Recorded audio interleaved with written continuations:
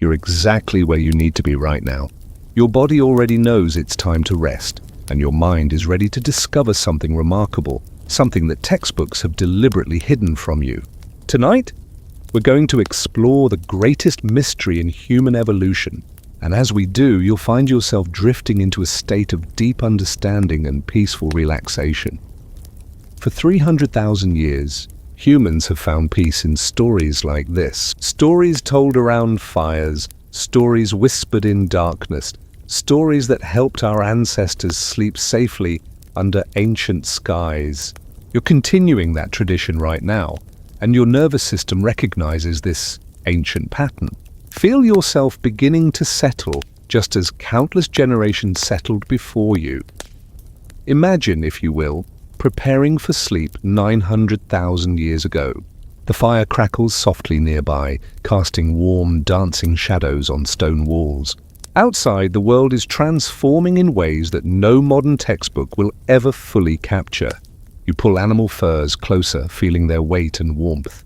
Around you, your tribe breathes in the rhythm of approaching sleep. You are safe. You are protected. You are home. This isn't just imagination.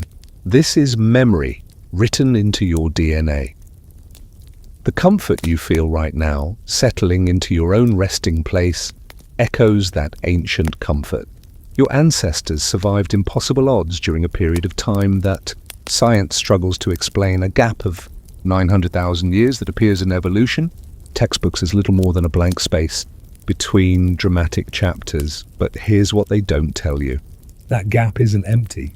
It isn't boring. It isn't uneventful. That gap contains the most profound transformation in the history of consciousness. During those 900,000 years, something remarkable happened. Something that made you who you are tonight. Something that gave you the very ability to lie down in peace, to close your eyes in trust, to dream in stories with meaning as you breathe slowly and naturally. Think about the last time you opened a textbook or watched a documentary about human evolution.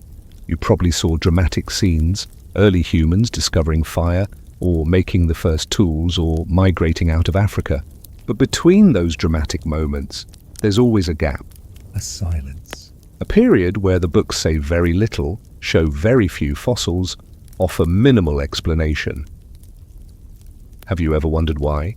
Let your mind gently consider this question without strain, without effort.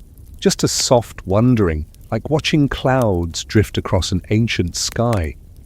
The truth is that during that 900,000-year gap, our ancestors were undergoing a transformation so profound, so complete, that it left almost no traditional evidence. No dramatic fossil finds. No sudden tool innovations that archaeologists could easily categorize. Instead, the transformation was happening somewhere else entirely, in the invisible architecture of the human mind. Your mind. The one that's beginning to drift and soften right now. Think of it this way. When a caterpillar transforms into a butterfly inside its chrysalis, what would a textbook say about that in between time? The caterpillar is gone, but the butterfly hasn't emerged yet. All the dramatic change is happening in darkness, in privacy, in a space that's difficult to describe or measure. That's what the 900,000-year gap was for humanity. Our chrysalis stage. Our hidden transformation. And just like that ancient transformation, what's happening to you right now is subtle but profound. Your breathing is slowing. Your muscles are releasing tension you didn't even know you were holding. Your mind is shifting from the bright, sharp focus of daytime consciousness into something older, softer, more connected to the deep past. The same neural pathways that allowed your ancestors to enter restorative sleep after days of survival challenges are activating in you right now. You're not just learning about evolution. You're experiencing it. The gap isn't just in textbooks. The gap is the space between waking and sleep that you're entering right now. And in that gap, ancient wisdom becomes available. Your ancestors didn't need textbooks to understand what was happening to them during that long transformation. They lived it. They felt it. They passed it down not through words on a page, but through the structure of consciousness itself, through the brain you inherited, through the nervous system that's calming right now, through the capacity for story and meaning that's allowing these words to wash over you like a gentle tide. As you continue to settle more deeply, you might notice how naturally your body knows what to do. You don't have to think about relaxation. It happens on its own, just as it happened for your ancestors 900,000 years ago when they lay down on beds of leaves and grass and fur, trusting that the night would pass and morning would come. That trust is ancient. That peace is evolutionary. That safety is built into your bones. The gap in the textbooks exists because the most important changes can't be photographed or put in museums. They can only be felt, experienced, lived. And tonight, as you drift deeper into rest, you're going to understand that gap from the inside. You're going to feel what it means to be the result of 900,000 years of transformation. You're going to know in your body, in your breath, and your settling mind what textbooks can never fully capture. Let yourself sink a little deeper now. The fire is warm. The tribe sleeps safely. The gap in time opens before you like a doorway, and beyond it lies understanding. Not the kind of understanding that requires effort or study, but the kind that simply unfolds naturally, like a flower opening to moonlight. You're about to discover why those 900,000 years matter more than any other period in human history. And as you discover this, you'll find that the ancient past isn't distant at all. It's here. It's now. It's breathing through you as you prepare for the same sleep that refreshed countless ancestors through impossible challenges. The mystery is real. The gap is significant. And you right now, settling into rest, are the living answer to the question that textbooks can't quite ask. Stay with this journey. Let it unfold naturally. Your ancestors are walking with you through time, and they're showing you the way home. Safe and warm in ancient wisdom, we begin to explore the great forgetting together. Your breath is finding its natural rhythm now, slow and steady, like the patient movement of glaciers across continents. Let yourself feel held by this story, supported by this knowledge, carried gently into deeper understanding. Between 1 million years ago and 100,000 years ago, your ancestors lived through an epoch so profound that modern science still struggles to speak its name with confidence. Picture vast ice sheets advancing across the northern continents, moving like slow breath. Inhale, the ice expands. Exhale, it retreats. This happened not once but many times, and each time your ancestors adapted, survived, and transformed. Imagine standing at the edge of a massive glacier, so large it fills the horizon.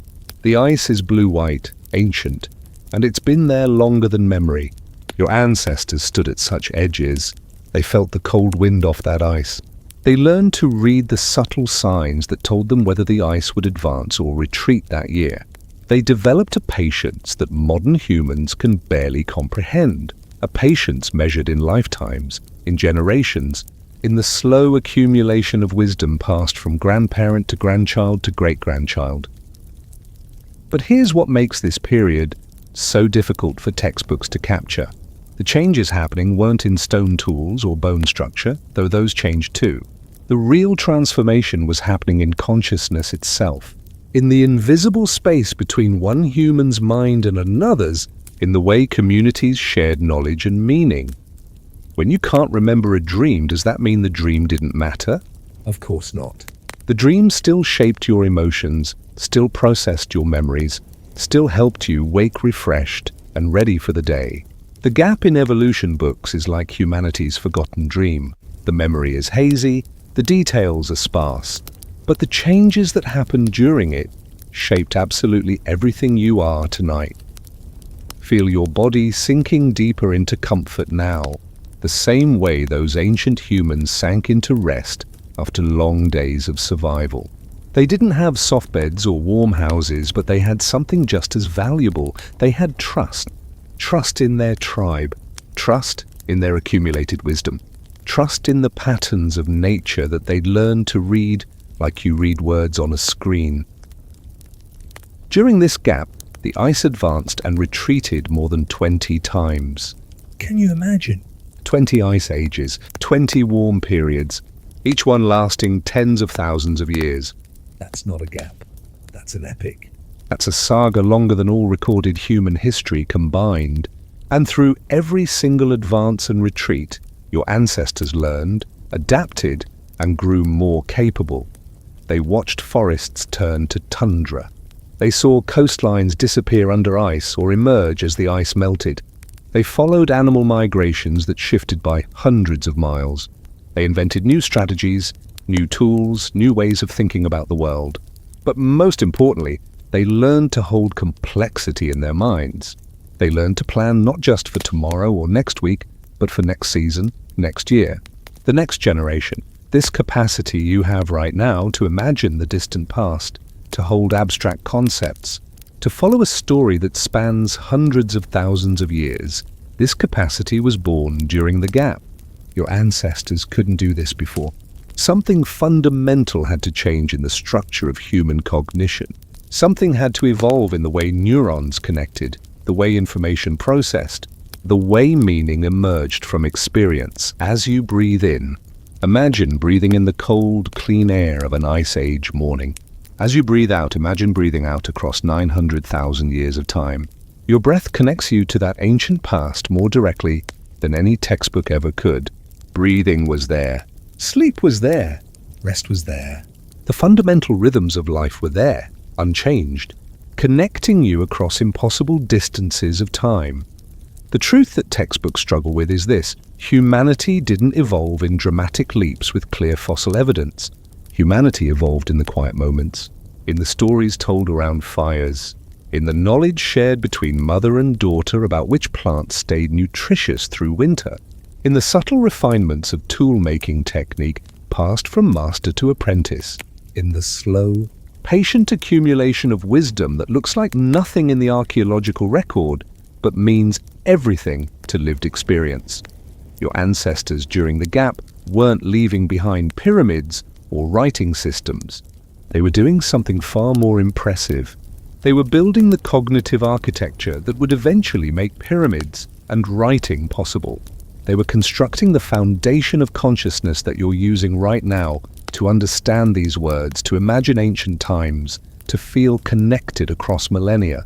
Let yourself feel that connection now, not as an abstract concept, but as something real and present. Your DNA carries markers from those Ice Age survivors. The shape of your brain, the structure of your emotions, the way you process social information, all of it was refined during the gap. You are not learning about distant relatives. You are learning about yourself, about where your capabilities come from, about why you think and feel the way you do. The ice advanced and retreated like breath. The climate changed like seasons. Your ancestors flowed with these changes like water, never breaking, always adapting, growing stronger and more capable with each challenge survived. They didn't know they were evolving. They just knew they were surviving, and in that survival, they were becoming something new. Something that could lie down at night and dream in stories. Something that could imagine tomorrow and plan for it. Something that could feel safe enough to sleep deeply because the tribe was watching, because the wisdom was passed down, because the patterns were understood. Something that could be you right now, drifting deeper into rest. Carried by 900,000 years of transformation into the peace you're feeling now. The gap isn't a mystery because information is missing.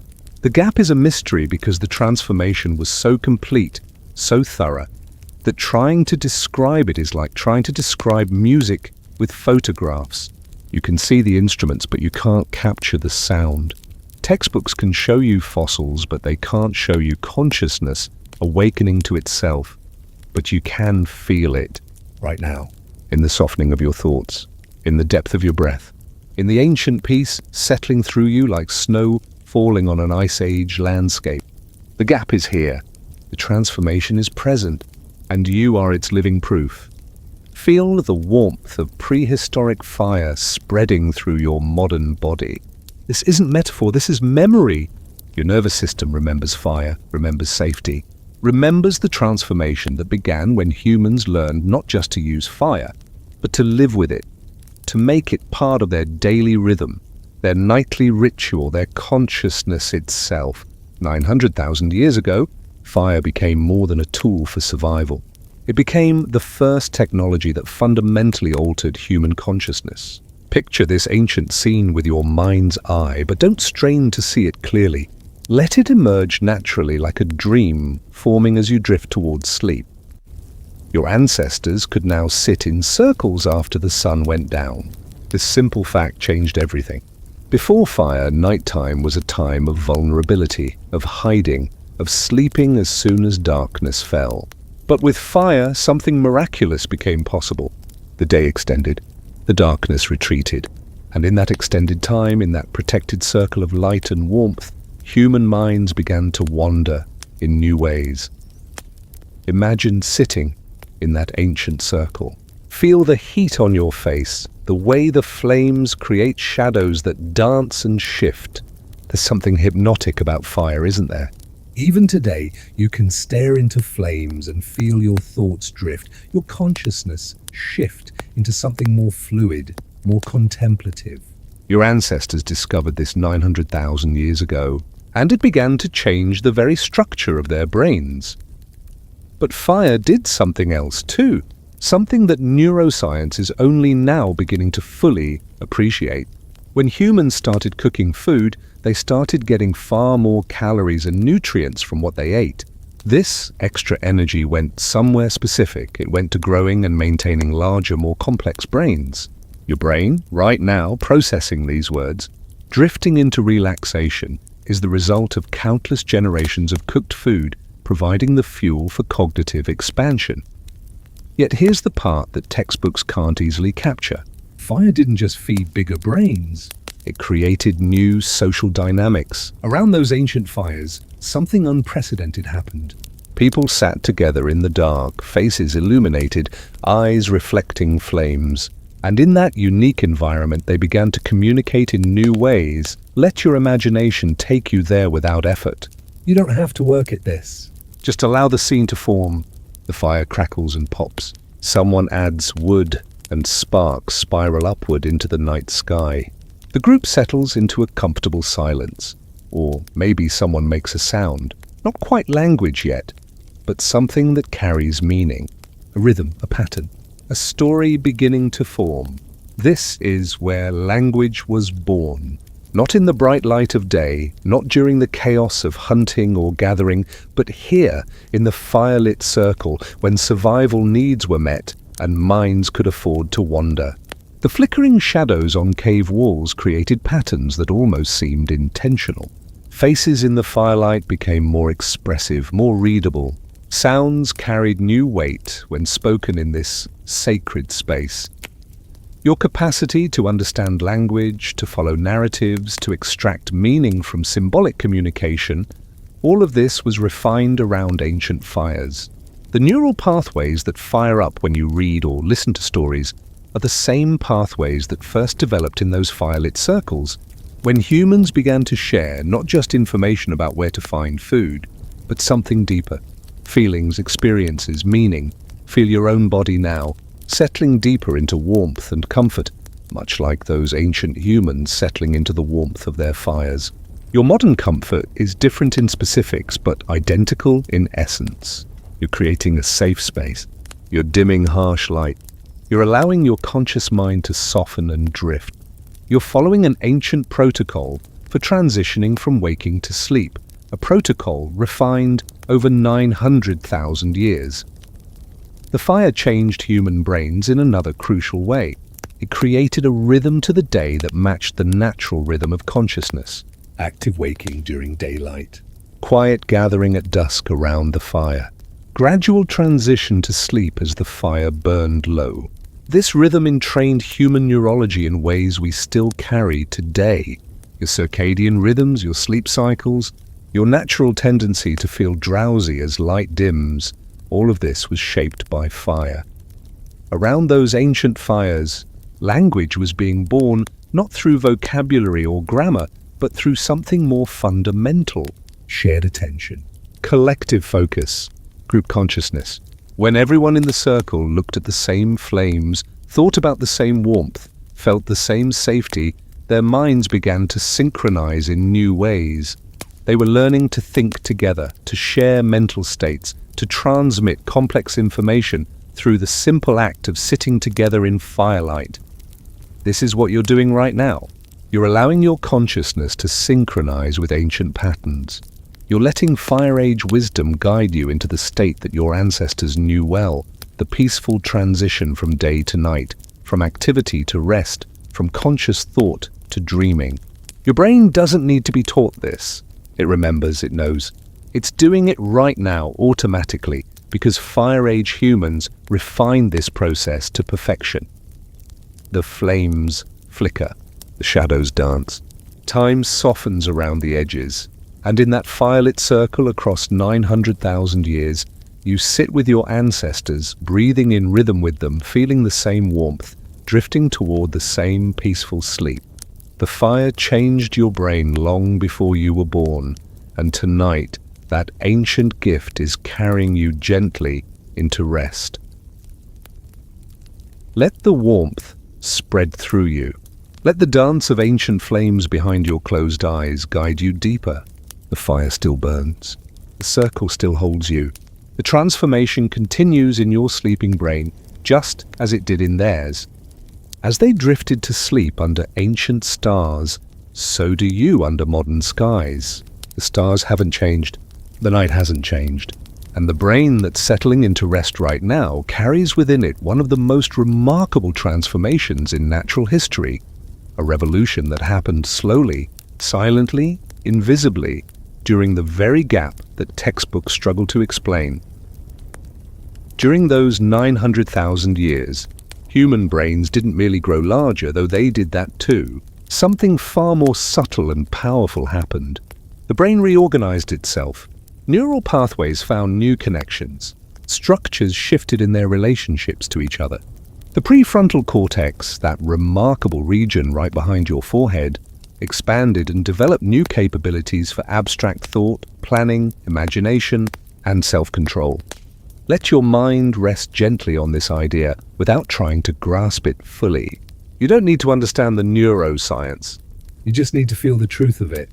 You have capabilities that your ancestors from 1 million years ago didn't have. You can imagine scenarios that haven't happened yet. You can plan for tomorrow, next week, next year. You can think about your own thinking. These abilities had to come from somewhere, and that somewhere was the gap. Picture an ancient human during this transformation period. Outwardly, they might look similar to humans from 100,000 years earlier. Same general body shape, similar height, comparable strength. But inside their skull, something revolutionary was taking place. New neural connections were forming. Brain regions were learning to communicate in more complex ways. The capacity for symbolic thought was emerging like dawn breaking slowly across a vast landscape. This person could do something their great-great-grandparents couldn't do as well. They could imagine a hunt before it happened. They could picture different outcomes. They could plan strategies based on predictions about animal behavior. They could communicate these complex plans to others in increasingly sophisticated ways. They could remember not just what happened, but sequences of what happened, and patterns across those sequences. Feel yourself sinking deeper now. Your own brain shifting from active beta waves to the slower, more rhythmic alpha and theta waves that characterize relaxation and the approach to sleep.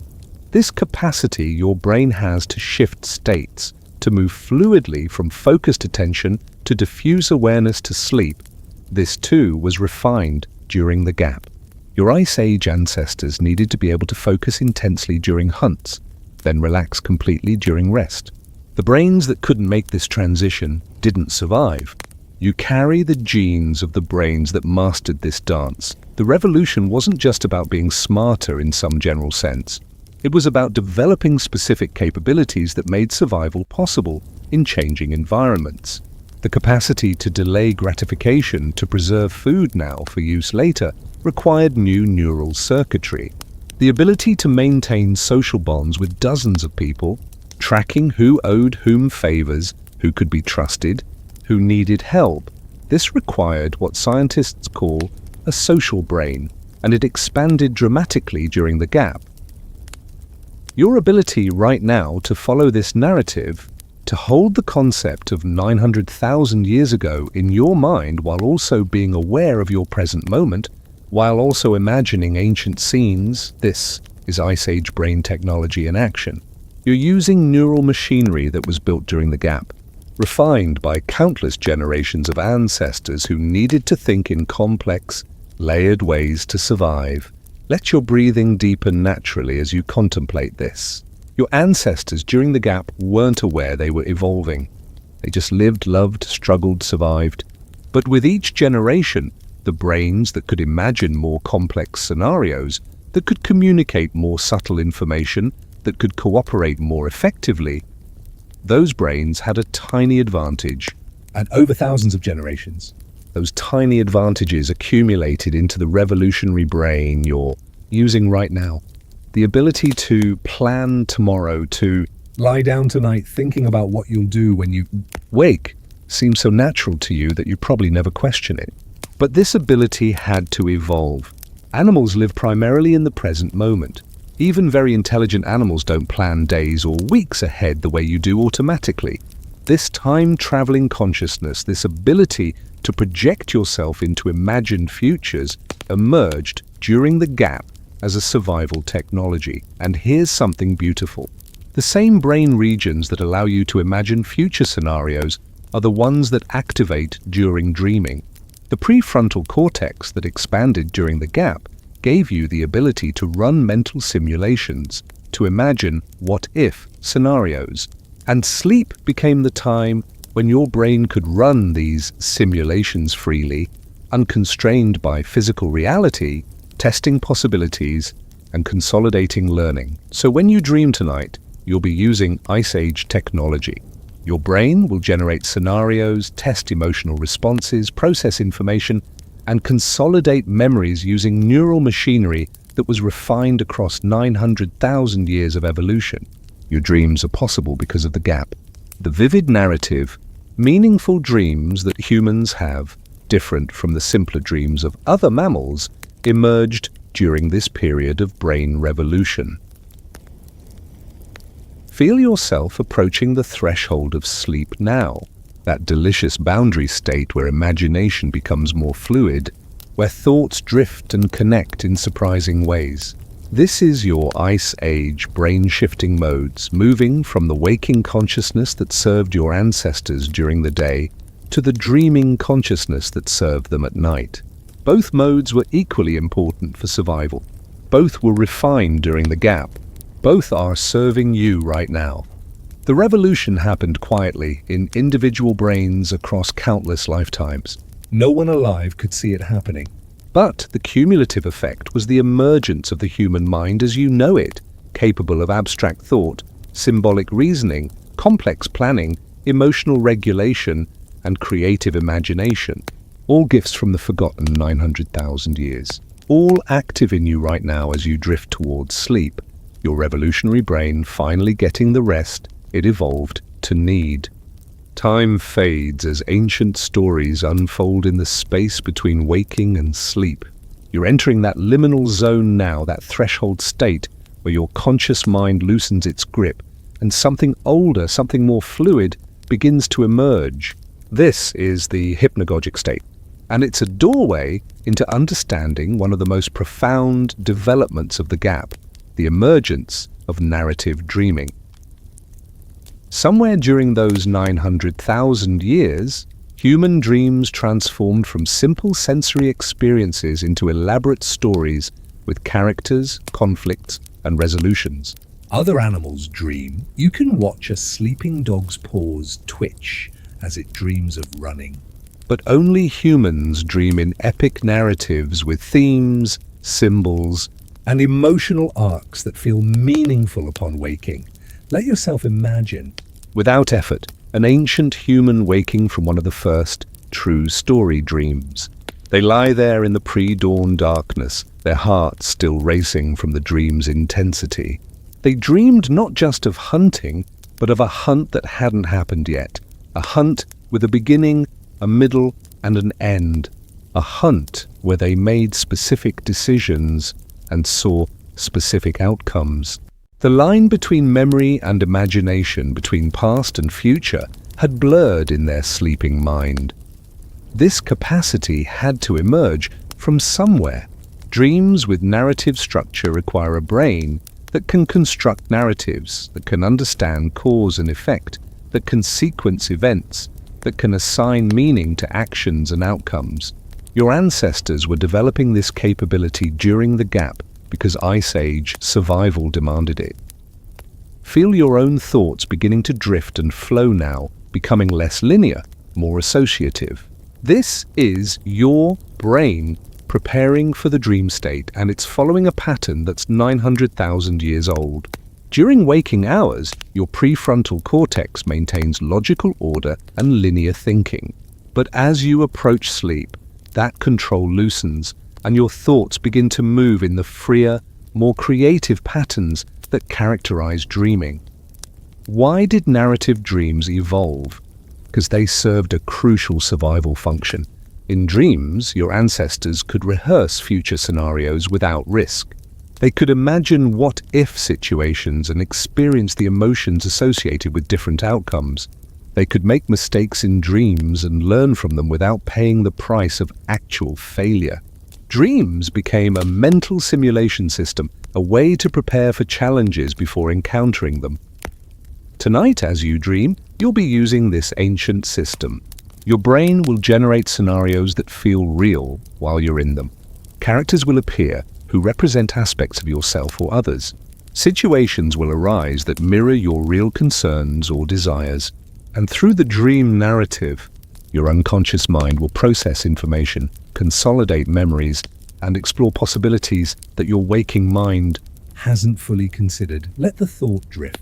through your relaxing mind that dreams Aren't random noise, they're sophisticated. information processing using narrative structure as an organizing principle. This structure had to be invented, or rather, evolved. And the gap is when it happened, when human brains became sophisticated enough to generate, experience, and learn from story dreams. Your ancestors during the gap were also beginning to share their dreams, to tell others what they experienced during sleep. This created a feedback loop. Dreams influenced waking stories, and waking stories influenced dreams. The boundary between imagination and reality became more permeable, not because ancient humans were confused, but because they were discovering the power of narrative as a cognitive tool. Picture an ancient morning where someone wakes and shares their dream with the tribe. Others listen, and the dream's imagery enters their consciousness. That night, they might dream similar images or themes. Dreams were becoming shared cultural experiences, part of the collective consciousness that bound groups together. This sharing of inner experience was revolutionary. It meant that knowledge could be transmitted not just about the external world, but about the internal world of thought, feeling, and imagination. Feel your own internal world becoming more vivid now as external awareness fades. The stories in your mind are beginning to take precedence over the story of your physical surroundings. This transition happens naturally, automatically, because your Ice Age brain knows exactly how to make this shift. It's practiced this transition every night for thousands of generations. The capacity to dream in stories gave your ancestors another crucial advantage. It made sleep more than just physical rest. Sleep became a time of mental exploration, of problem solving, of emotional processing. The people who could use their dreams productively, who could wake with insights or solutions that came during sleep, had a survival advantage. And so the capacity for meaningful narrative dreams was refined and amplified through natural selection. Your dreams tonight will have characters and plots because 500,000 years ago, your ancestors needed story dreams to survive winters that lasted lifetimes, to plan hunts that required days of tracking, to navigate social relationships that determined life and death. The story mind emerged during the gap, born from necessity, refined by survival, and gifted to you as part of your neural inheritance. Let yourself sink deeper now into the realm where stories live. The gap in textbooks exists because this transformation left no fossils. Only the gift of your storytelling mind, the mind that's preparing right now to dream in narratives, to process your day through symbolic scenarios, to wake tomorrow with the insights that only story dreams can provide. The ancient revolution continues in your sleeping brain every single night, connecting you to 900,000 years of dreaming ancestors. Safe and protected by ancient knowledge, we uncover what bones cannot tell. Your body is deeply relaxed now, held by the invisible support of accumulated wisdom, just as your ancestors were held by the bonds they created during the gap, bonds that archaeologists can barely glimpse. But that meant the difference between extinction and survival. Archaeologists excavate sites and find bones, stone tools, perhaps remnants of fire. From these physical traces, they reconstruct ancient life. But here's what the bones can't tell them, what the stones keep secret. The most important survival technology developed during the gap wasn't physical at all. It was social. It was emotional. It was the invisible architecture of trust, cooperation, empathy, and mutual care that allowed small groups of vulnerable humans to outlast larger, stronger species. Consider the Neanderthals. They were physically superior to your ancestors in almost every measurable way. Stronger, more robust, better adapted to cold climates. Larger brains even. Yet they disappeared while your ancestors not only survived but flourished. Why? The answer lies hidden in what bones can't preserve, in the quality of social bonds, the depth of cooperation, the sophistication of empathy that emerged during the gap. Let your mind drift gently over this mystery. You don't need to solve it actively. Just let the understanding seep in like water into soil naturally and without effort. Your ancestors survived not because they were the strongest, but because they were the most connected. They built networks of reciprocal obligation. They cared for injured and elderly members who couldn't contribute to immediate survival. They shared food, even when it meant having less for themselves. They created a web of mutual support that was more durable than any individual strength. Feel yourself held by a similar web right now. You sleep peacefully tonight because you trust in social systems. You trust that your shelter will remain standing, that morning will come, that the world will continue. This trust didn't emerge yesterday. It was built during the gap, generation by generation, as human groups learned that cooperation wasn't just nice, it was necessary. It was survival. During the gap, something profound happened in human neurology. The brain regions associated with empathy and social understanding expanded. The ability to read others' emotions from subtle facial cues became more refined. The capacity to imagine what another person might be thinking or feeling, what scientists call theory of mind, reached new levels of sophistication. These developments don't fossilize, but they're written in your DNA, active in your brain, present in every social interaction you have. Imagine an ancient scene. A member of the group has been injured during a hunt. In most species, this individual would be abandoned. They can't keep up. They consume resources without contributing. They're a liability. But your ancestors did something different. They carried the injured person. They shared food. They tended wounds. They kept the person alive through weeks or months of recovery. This behavior appears in the archaeological record as healed injuries that couldn't have healed without help. But why? Why waste precious resources on someone who might never fully recover?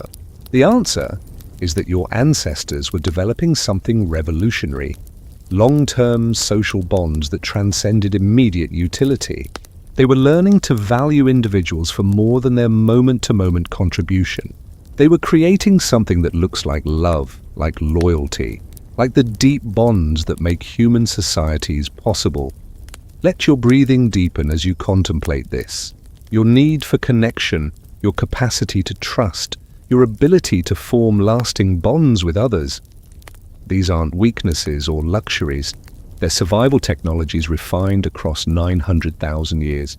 The humans who could form deeper bonds, who could maintain larger networks of mutual support, who could care for others even at cost to themselves. Those humans survived when others didn't.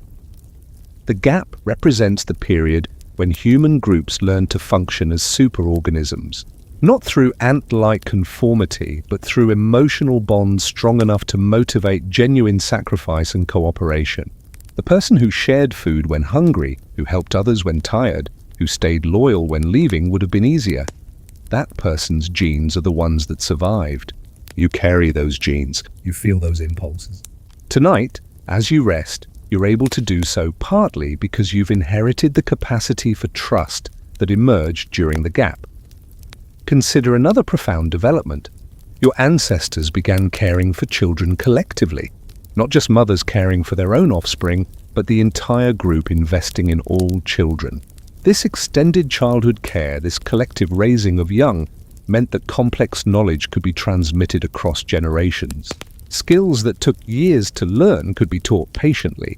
Cultural knowledge could accumulate rather than being lost with each generation. Feel yourself part of this ancient chain of care. Someone cared for you when you were helpless. That care traces back through countless generations to the Ice Age groups who invented this practice, who discovered that investing in all children meant investing in the future of the entire community. The patience required for teaching, the empathy needed for nurturing, the long-term thinking involved in raising children who wouldn't be productive for years. All of this emerged during the gap. Your nervous system is completely calm now, held by the same sense of social safety that allowed your ancestors to sleep peacefully in their groups. You can let go completely because you trust. That trust is ancient. That safety is evolutionary. The invisible bonds that hold human societies together, bonds that don't show up in fossil records, are supporting you right now as you drift deeper into rest. The secret hidden in bones is that bones only tell half the story. The other half lives in you, in your capacity for empathy, in your need for connection, in your ability to trust enough to sleep, to rest, to be vulnerable in the presence of others or even alone, knowing that you're part of a social world that continues even as you dream. This gift from the gap is active right now, letting you release control, letting you surrender to sleep, letting you trust in tomorrow. Breathe with the rhythm of ancient communication. Your breath is language's first form, the in and out that carries sound, the rhythm that carries meaning, the pattern that connects one consciousness to another across the space between bodies.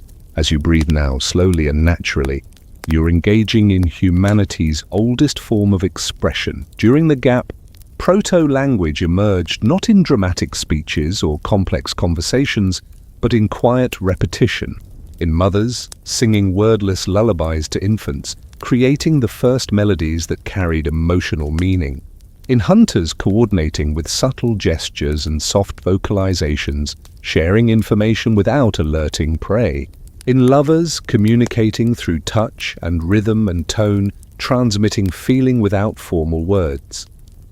Let yourself sink into the understanding that language didn't begin with words. It began with music, with rhythm, with the prosody of emotion carried on breath. Your ancestors were making sounds to each other for millions of years before those sounds crystallized into words with fixed meanings. Picture an ancient evening. The work of the day is done. The group gathers in their familiar space. Someone begins to hum a low, rhythmic sound that matches the crackle of the fire. Others join in, not with the same note, but with complementary sounds that weave together. This isn't quite music, and it isn't quite language, but it's something in between. It's connection made audible. It's consciousness shared through vibration in air. Feel the vibration of your own breath now, moving through your throat, your chest, your nose. This physical sensation of sound production, this is where language lives in your body. When words fail you at the end of a long day, you return to this ancient communication. Sighs, hums. the music of breath and heartbeat, the first language that every human infant understands before words have any meaning at all. During the gap, the neural architecture for language was being constructed in silence and song. The brain regions that would eventually process grammar and vocabulary were first developing to handle rhythm and emotional prosody. Your ancestors were learning to match their breathing, to synchronize their vocalizations, to create shared rhythms that bonded the group and communicated emotional states. The lullaby you might sing to soothe a child, or that was sung to you, this is older than words. The rhythm of it, the falling melody, the repetitive pattern that calms the nervous system, this emerged during the gap as the foundation of language. Mothers discovered that certain sounds, certain rhythms, certain patterns of pitch could calm infants, could transmit safety, could communicate love without symbols or meaning. Let your mind drift to the sound of a mother's voice in the ancient darkness. The infant doesn't understand words, but the melody carries everything needed. I am here. You are safe. Sleep now. The world will hold you. This wordless communication shaped infant brains, calmed infant nervous systems, and in doing so, began to carve the pathways that would eventually carry language.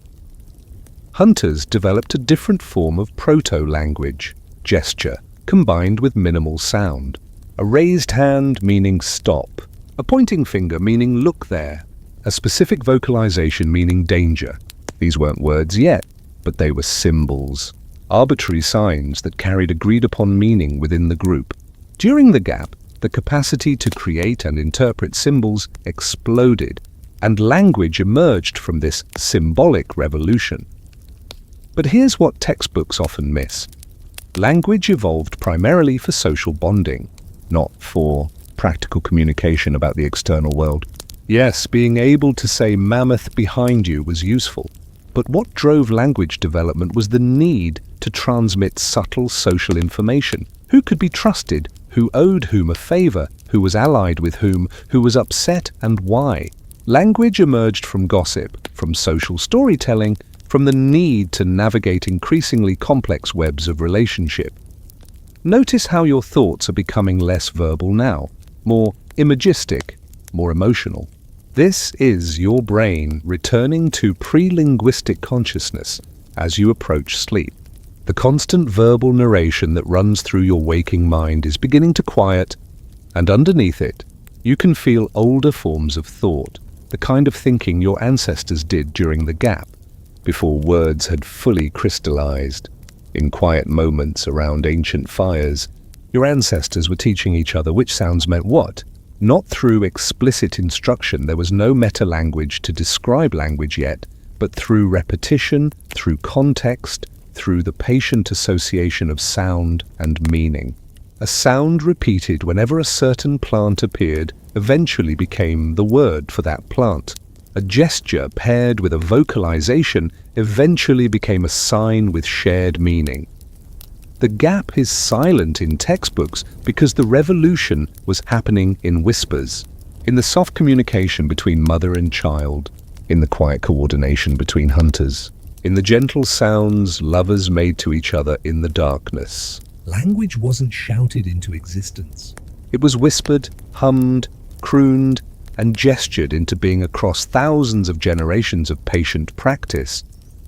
Your ability to understand these words right now, to extract meaning from patterns of sound or symbol, represents the culmination of 900,000 years of development. The neural pathways processing this language are the same ones that first emerged to process the rhythms and melodies of proto-language. Reading or listening engages ancient machinery, refined in silence, perfected through repetition. And gifted to you as your birthright, as you sink deeper now. Notice how language is releasing its hold on your consciousness. Words are becoming less important. Meaning is becoming more direct, more felt than thought.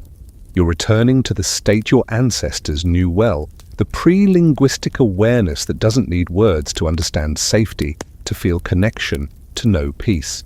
The gap gave you language, but it also preserved this older consciousness underneath language, and you return to it every night as you drift to sleep. Feel your breath matching the slow rhythm of glacial time. In and out, as patient as ice advancing and retreating across continents, as steady as the seasons turning through centuries. Your body knows this rhythm. Your brain has practiced it for 900,000 years. And tonight, as you enter sleep, you're engaging with one of the most important evolutionary developments of the gap, the transformation of sleep itself. During those forgotten centuries, humans developed modern sleep architecture. The specifics, pattern of sleep stages you cycle through tonight wasn't always the way mammals slept. Something changed during the gap. Something refined and reorganized and optimized the way your brain uses the night, and that something is still operating in you right now as you drift toward unconsciousness. Your ancestors faced a challenge that other animals didn't face in quite the same way. They needed deep sleep for restoration and memory consolidation, but they also needed some part of their awareness to remain alert for danger, for predators, for shifts in weather, for threats to the group. Other mammals solve this with lighter sleep or by sleeping in short bursts. Your ancestors invented something more sophisticated. Let yourself feel it happening now. As you relax deeper, your consciousness isn't disappearing, it's transforming. Part of your brain is preparing for deep, restorative sleep. But another part will remain semi-alert, monitoring for anything that requires attention. This division of labor during sleep, this ability to rest deeply while maintaining vigilance, was perfected during the gap. Picture an ancient sleeping group. They've arranged themselves in a circle around the fire's dying embers. Each person enters sleep at a slightly different time, sleeps at slightly different depths, cycles through sleep stages on slightly different schedules. This isn't random. This is evolutionary engineering. The group's sleep is synchronized in a way that ensures someone is always in lighter sleep. Someone is always subconsciously monitoring the environment, even as others enter the deepest restoration. This social sleep coordination developed during the gap. Your ancestors learned to sleep together in ways that protected everyone. They developed the neurological capacity to feel safe enough to sleep deeply when surrounded by others who were also sleeping. This trust, this ability to release consciousness while others watch, even unconsciously, this is part of your inheritance. Feel yourself sinking deeper now, trusting in this ancient system. Your brain knows exactly what to do. It's going to cycle you through stages, from light sleep to deep sleep to REM dreaming and back again, repeating this pattern 4 or 5 times through the night. Each stage serves a specific purpose, and the entire architecture was refined during the gap to optimize learning, memory consolidation, physical restoration, and emotional regulation. During light sleep, your brain is processing the day's experiences, deciding what to keep in memory and what to discard. During deep sleep, your body is repairing tissues, consolidating immune function, clearing toxins from brain tissue. During REM sleep, you'll dream narratively, process emotions, make creative connections between ideas, and rehearse social scenarios. This isn't random neural noise, this is sophisticated information processing that your ancestors evolved to need. The gap represents the period when sleep became as important as waking for survival. The humans who slept well, who cycled through stages properly, who woke restored and ready, had advantages over those who didn't. Better memory, better decision-making, better emotional regulation, better physical health. And so natural selection refined sleep into the exquisitely complex process it is today. Your sleep tonight is structured by 900,000 years of refinement. The timing of your sleep cycles, the depth of your deep sleep, the vividness of your dreams, All of this has been optimized by countless generations of ancestors who survived partly because they slept well. You're not just resting, you're engaging in a sophisticated biological process that represents one of evolution's masterworks. Let your awareness of your body soften now. You don't need to manage your sleep. Your Ice Age brain knows exactly how to structure the night. It knows when to release you into deep unconsciousness and when to bring you closer to the surface. It knows how to balance restoration with vigilance, how to process information while you rest, how to wake you refreshed and ready for another day. Consider this remarkable fact. During the gap, humans developed the capacity for lucid dreaming, the ability to become aware within dreams, to recognize that you're dreaming while still in the dream. This metacognitive achievement, this consciousness of consciousness, even during sleep, represents the pinnacle of brain evolution. Some researchers believe lucid dreaming served a survival function, allowing your ancestors to practice awareness and decision-making even in altered states. Tonight, you might have such a dream. You might realize while dreaming that you're dreaming. This moment of recognition, this consciousness witnessing itself from within the dream, is an Ice Age gift.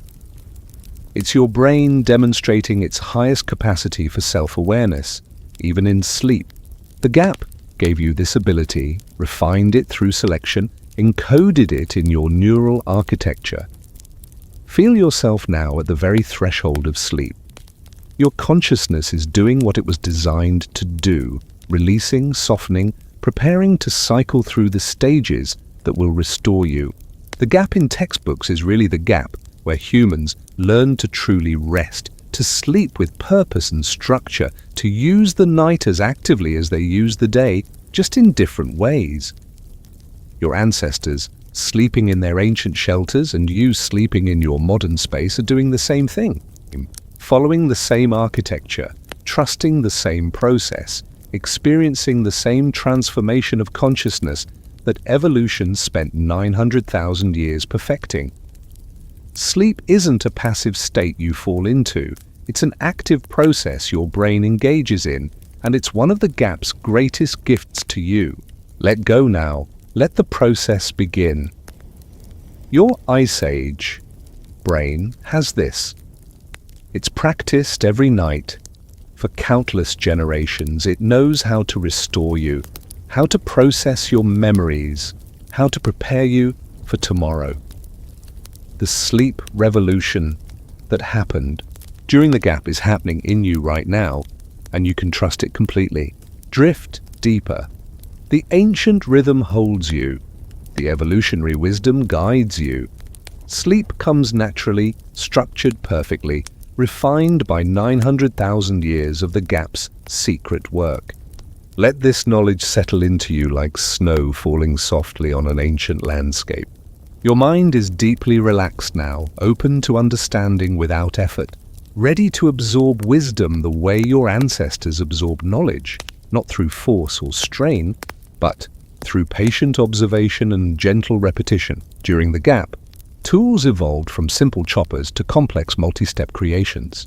But this transformation wasn't just about better hunting implements or more efficient processing of food. What changed was something far more profound: the nature of human cognition itself.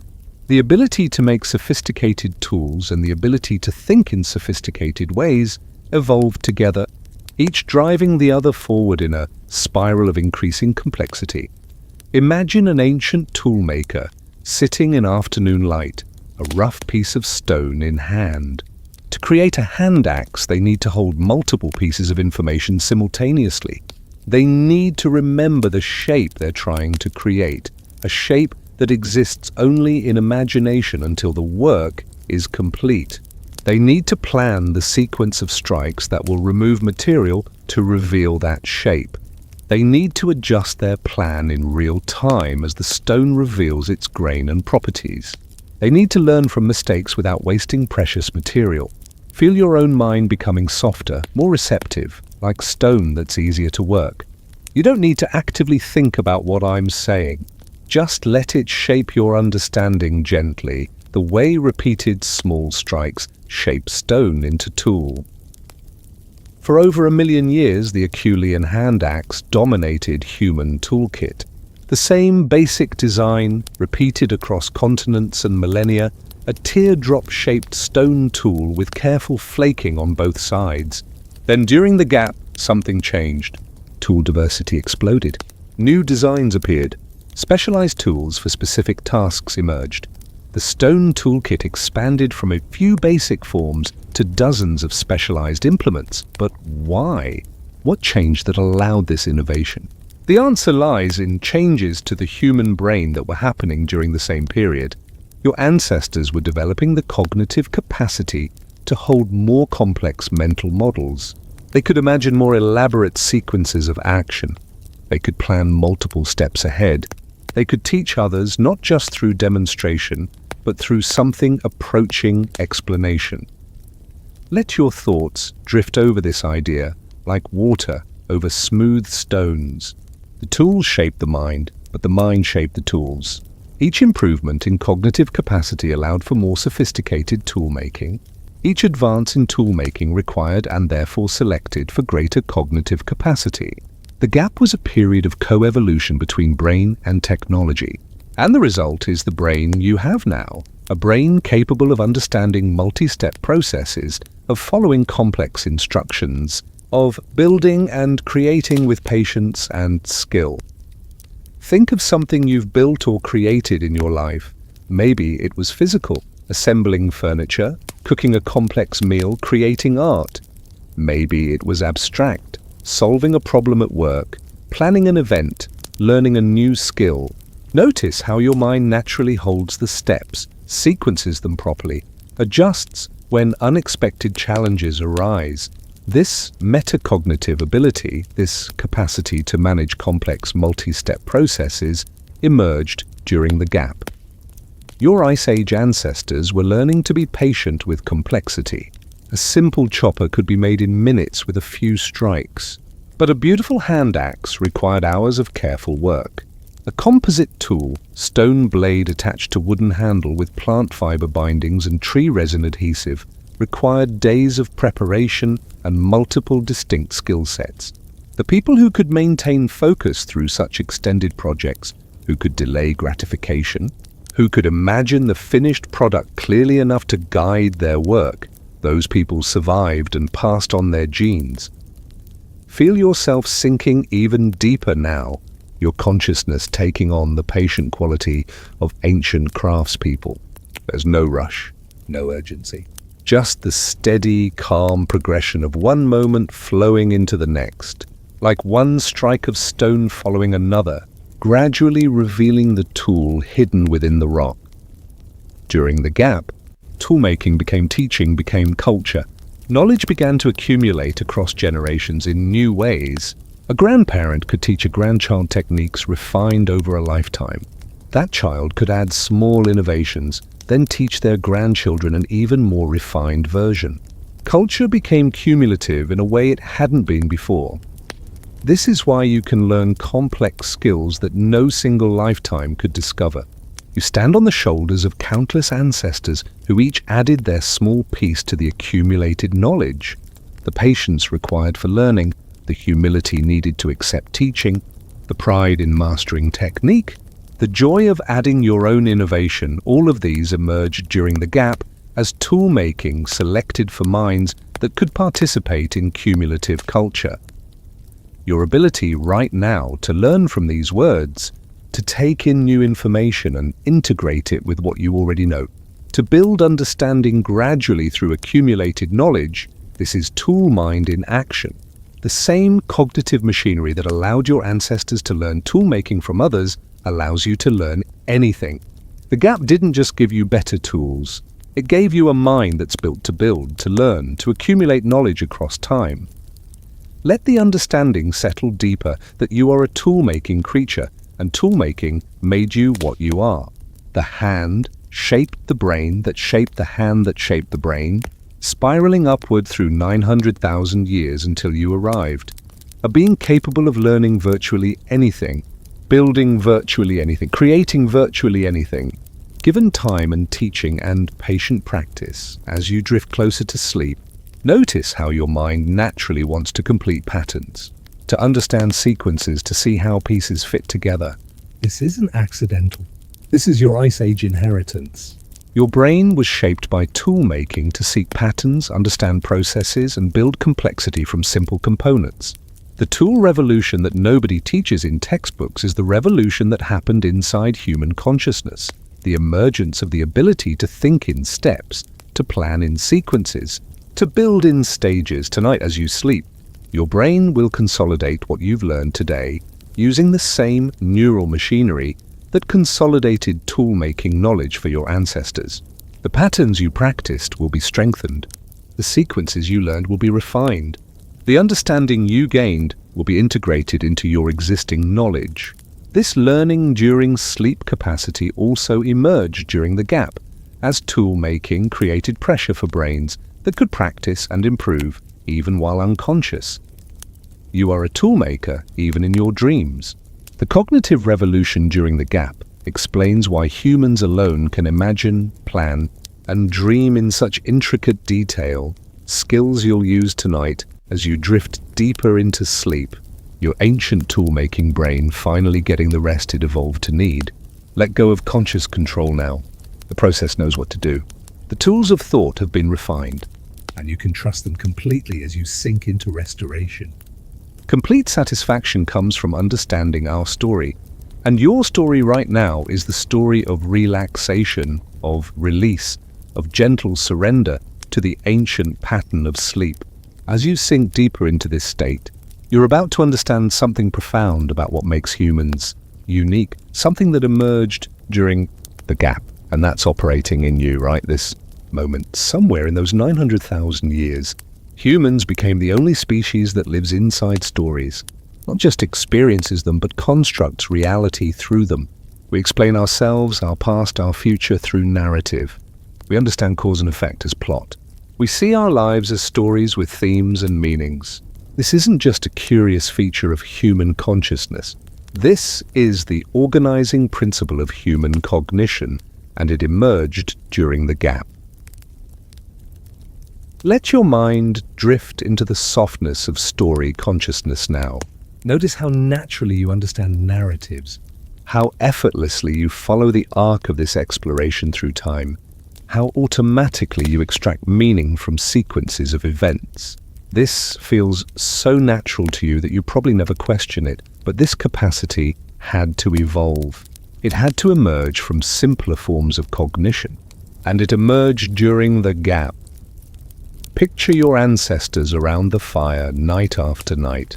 Someone begins to recount the day's hunt, but they don't just list facts. Mammoth seen, mammoth approached, mammoth killed. They tell it as a story. They build tension. They describe the uncertainty, the danger, the moment of success. They give the events emotional texture and narrative shape.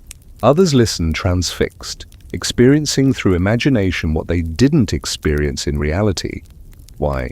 Why do humans do this? Why did narrative consciousness evolve? Because stories are survival tools. A person who hears the story of a dangerous situation has learned from that situation without having to risk the danger themselves. A person who tells their story helps others prepare for similar challenges. Stories allow experience to be shared, multiplied, transmitted across time and space. Feel yourself part of this ancient chain of storytelling. Someone told you stories when you were young, probably stories designed to teach you something, to prepare you for life's challenges, to transmit values and knowledge. You've told stories to others. You tell stories to yourself constantly, the internal narrative of your life, the explanation you give yourself for why things happen, the meaning you extract from experience. Before sleep, you review your day as a story. You think about what happened and what it meant.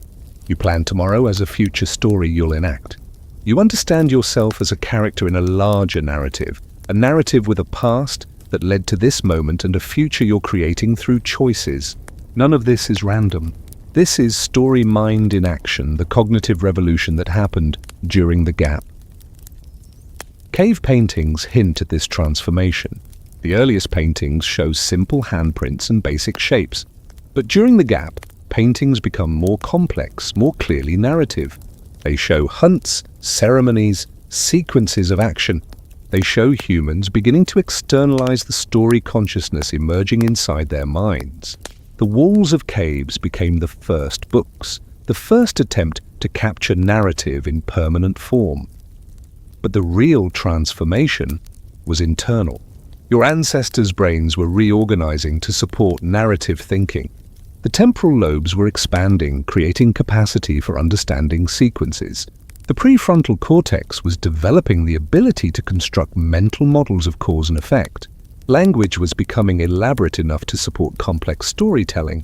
And most importantly, the different brain regions were learning to work together in new ways, creating the unified sense of self as protagonist that characterizes human consciousness.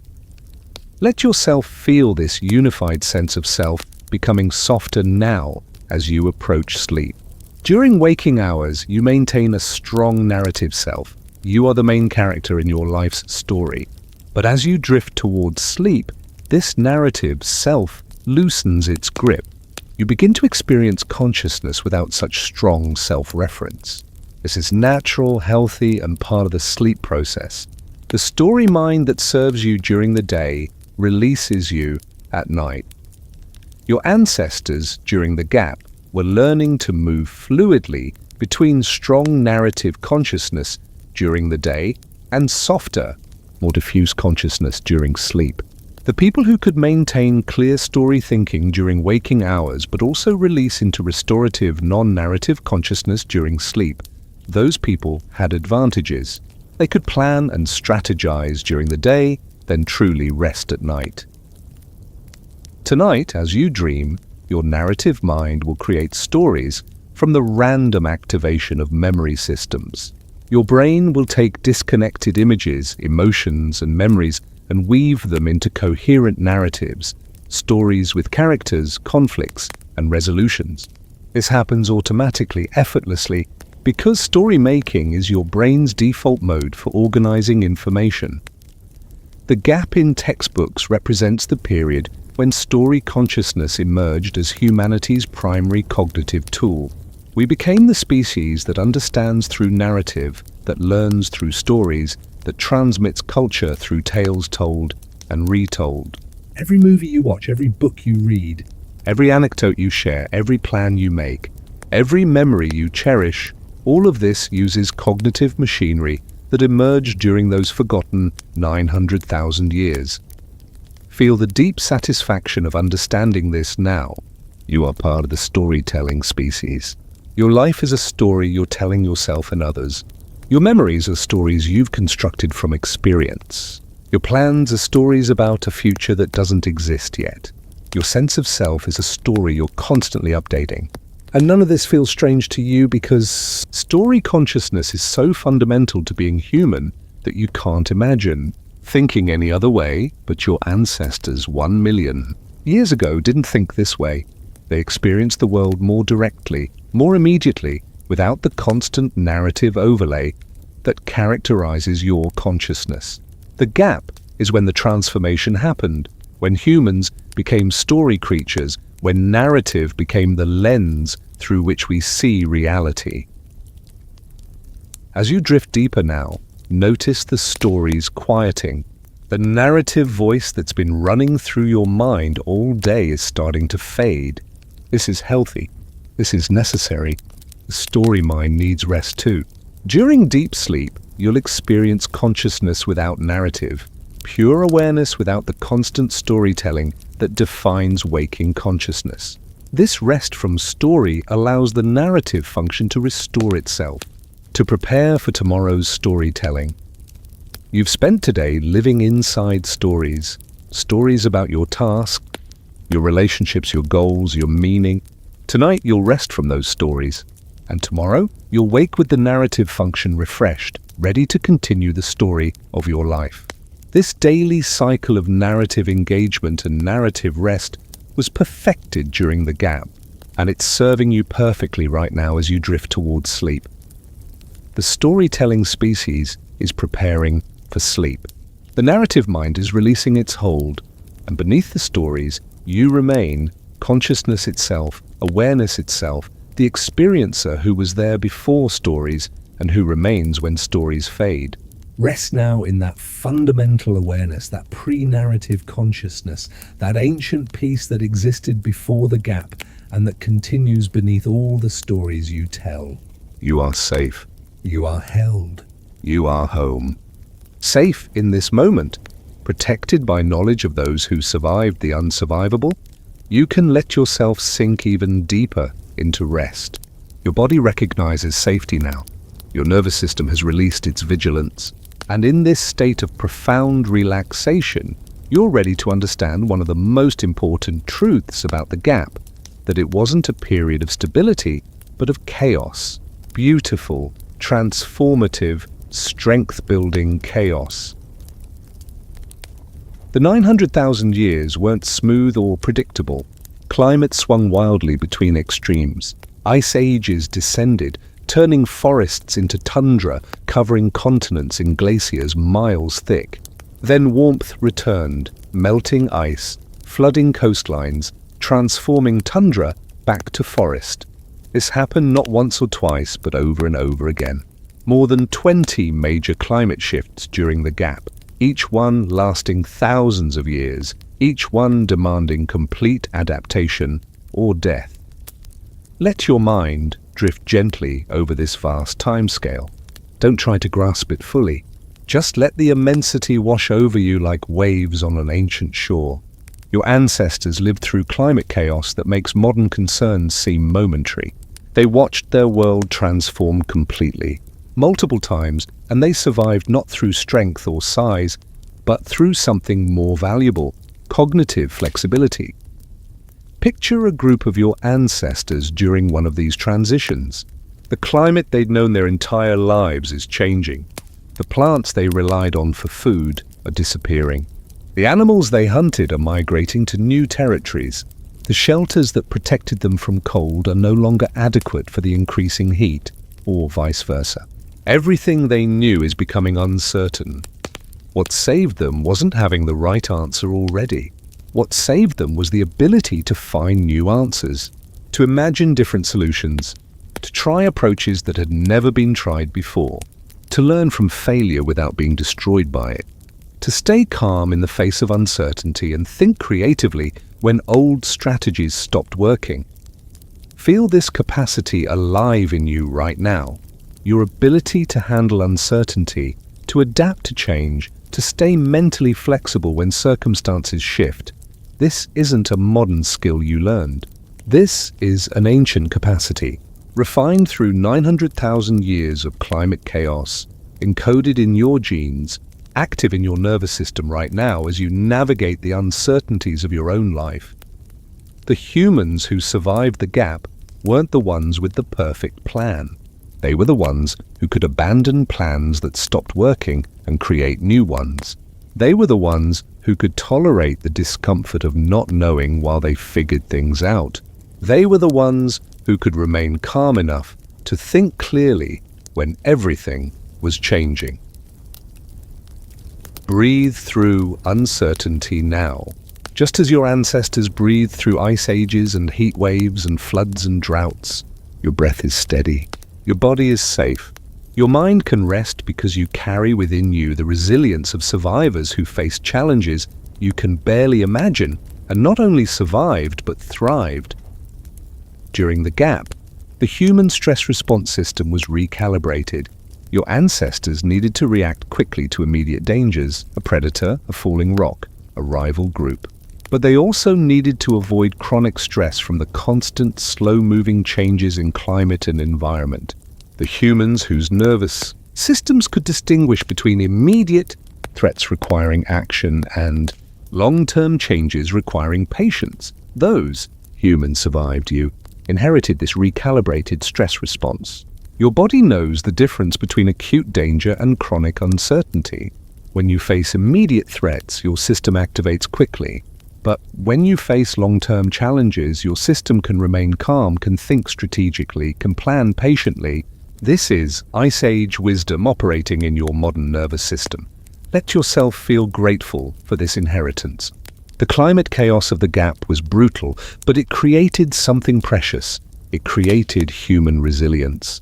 Not the kind of resilience that means never feeling stressed or afraid, but the kind that means being able to function, to think, to adapt, even when circumstances are challenging, Even when you don't have all the answers.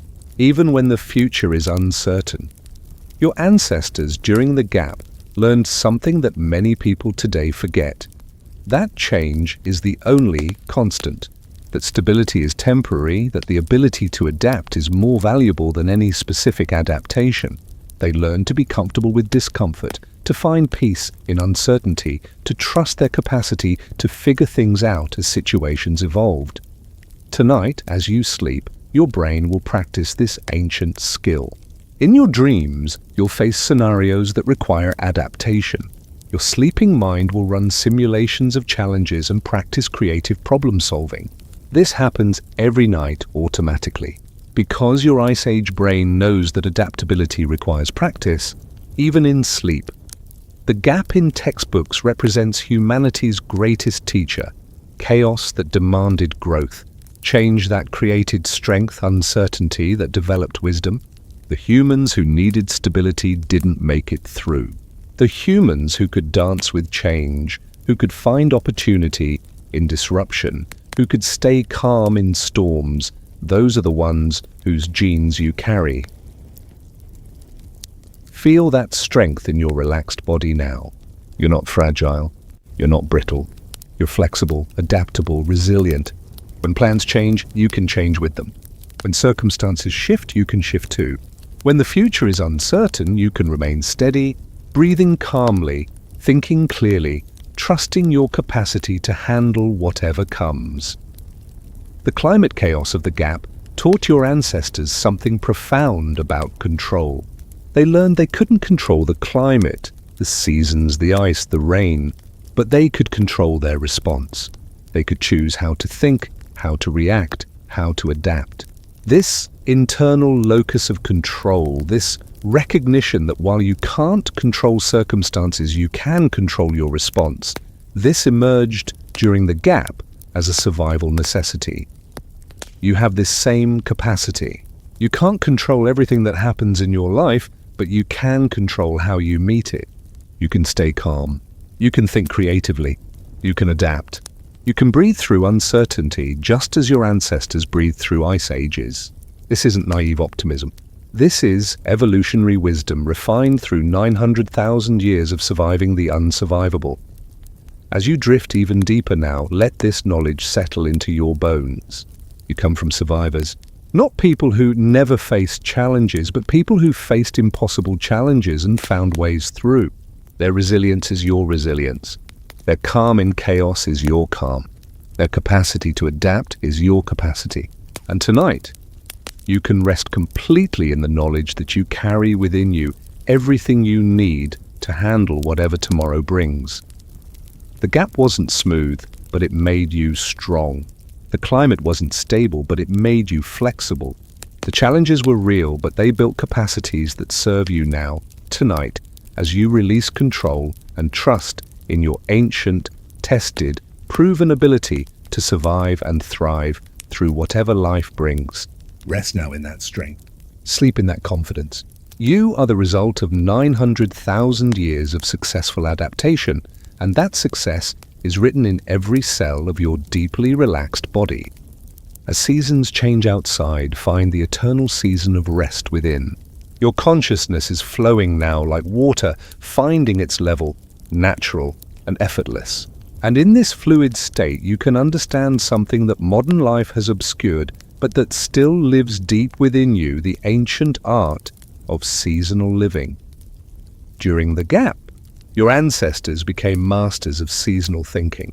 Not the simple awareness that most animals have, migrate when it's cold, hibernate when food is scarce, but something far more sophisticated. They tracked star movements with precision that rivaled modern astronomy.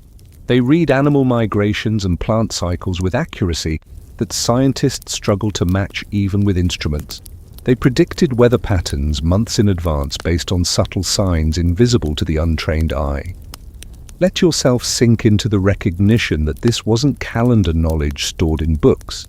This was embodied wisdom, rhythm felt in bones and blood, patterns recognized by bodies that lived intimately with natural cycles. Your ancestors didn't consult schedules. They consulted the world itself, and their bodies responded to signals you still receive, but modern life has taught you to ignore. Picture an ancient group preparing for winter. It's late summer, and to modern eyes, everything seems abundant. But your ancestors see differently. They noticed the angle of sunlight, the behavior of birds, the thickness of animal fur, the way certain plants are setting seed earlier than last year. They read these signs fluently, and they know this winter will be harsh. They begin preparations months in advance, storing food, improving shelters, positioning themselves in better locations. This long-range pattern recognition required massive cognitive sophistication. They had to hold memories of previous years, compare current observations to past patterns, project into future scenarios, and plan accordingly. The gap was when this temporal thinking, this ability to hold past, present, and future simultaneously in consciousness, reached its full flowering. Your body still knows the seasons, even if your conscious mind has forgotten. Notice how your sleep patterns shift with the year. In winter, you naturally want more sleep, deeper rest, earlier bedtimes.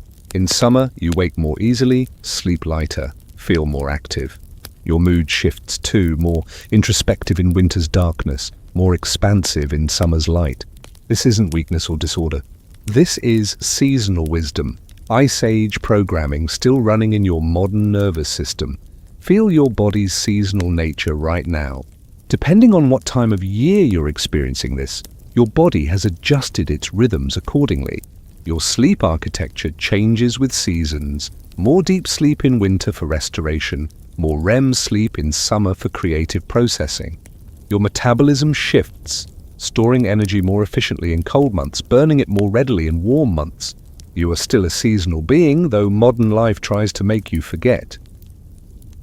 During the gap, humans learned to honor these seasonal shifts rather than fight them.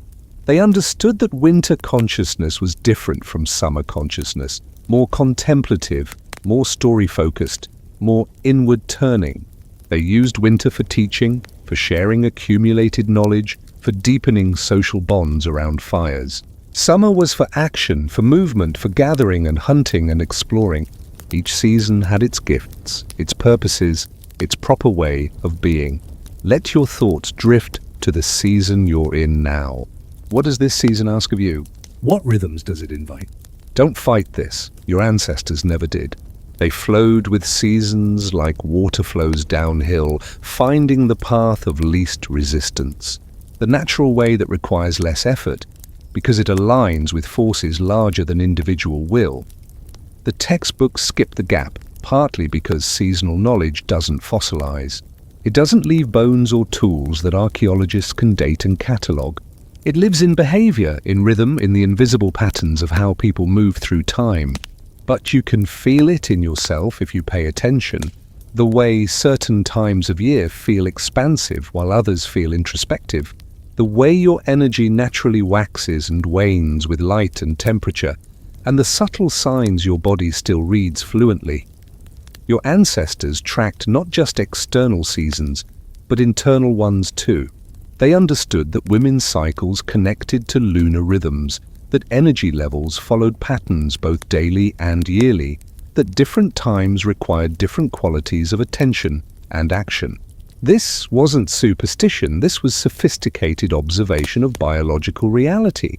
Pattern recognition, refined through thousands of generations of close attention to how bodies actually work. Modern culture tries to make you productive all year round, energetic at all times, consistent regardless of season or cycle. This isn't just unrealistic, it's anti-evolutionary.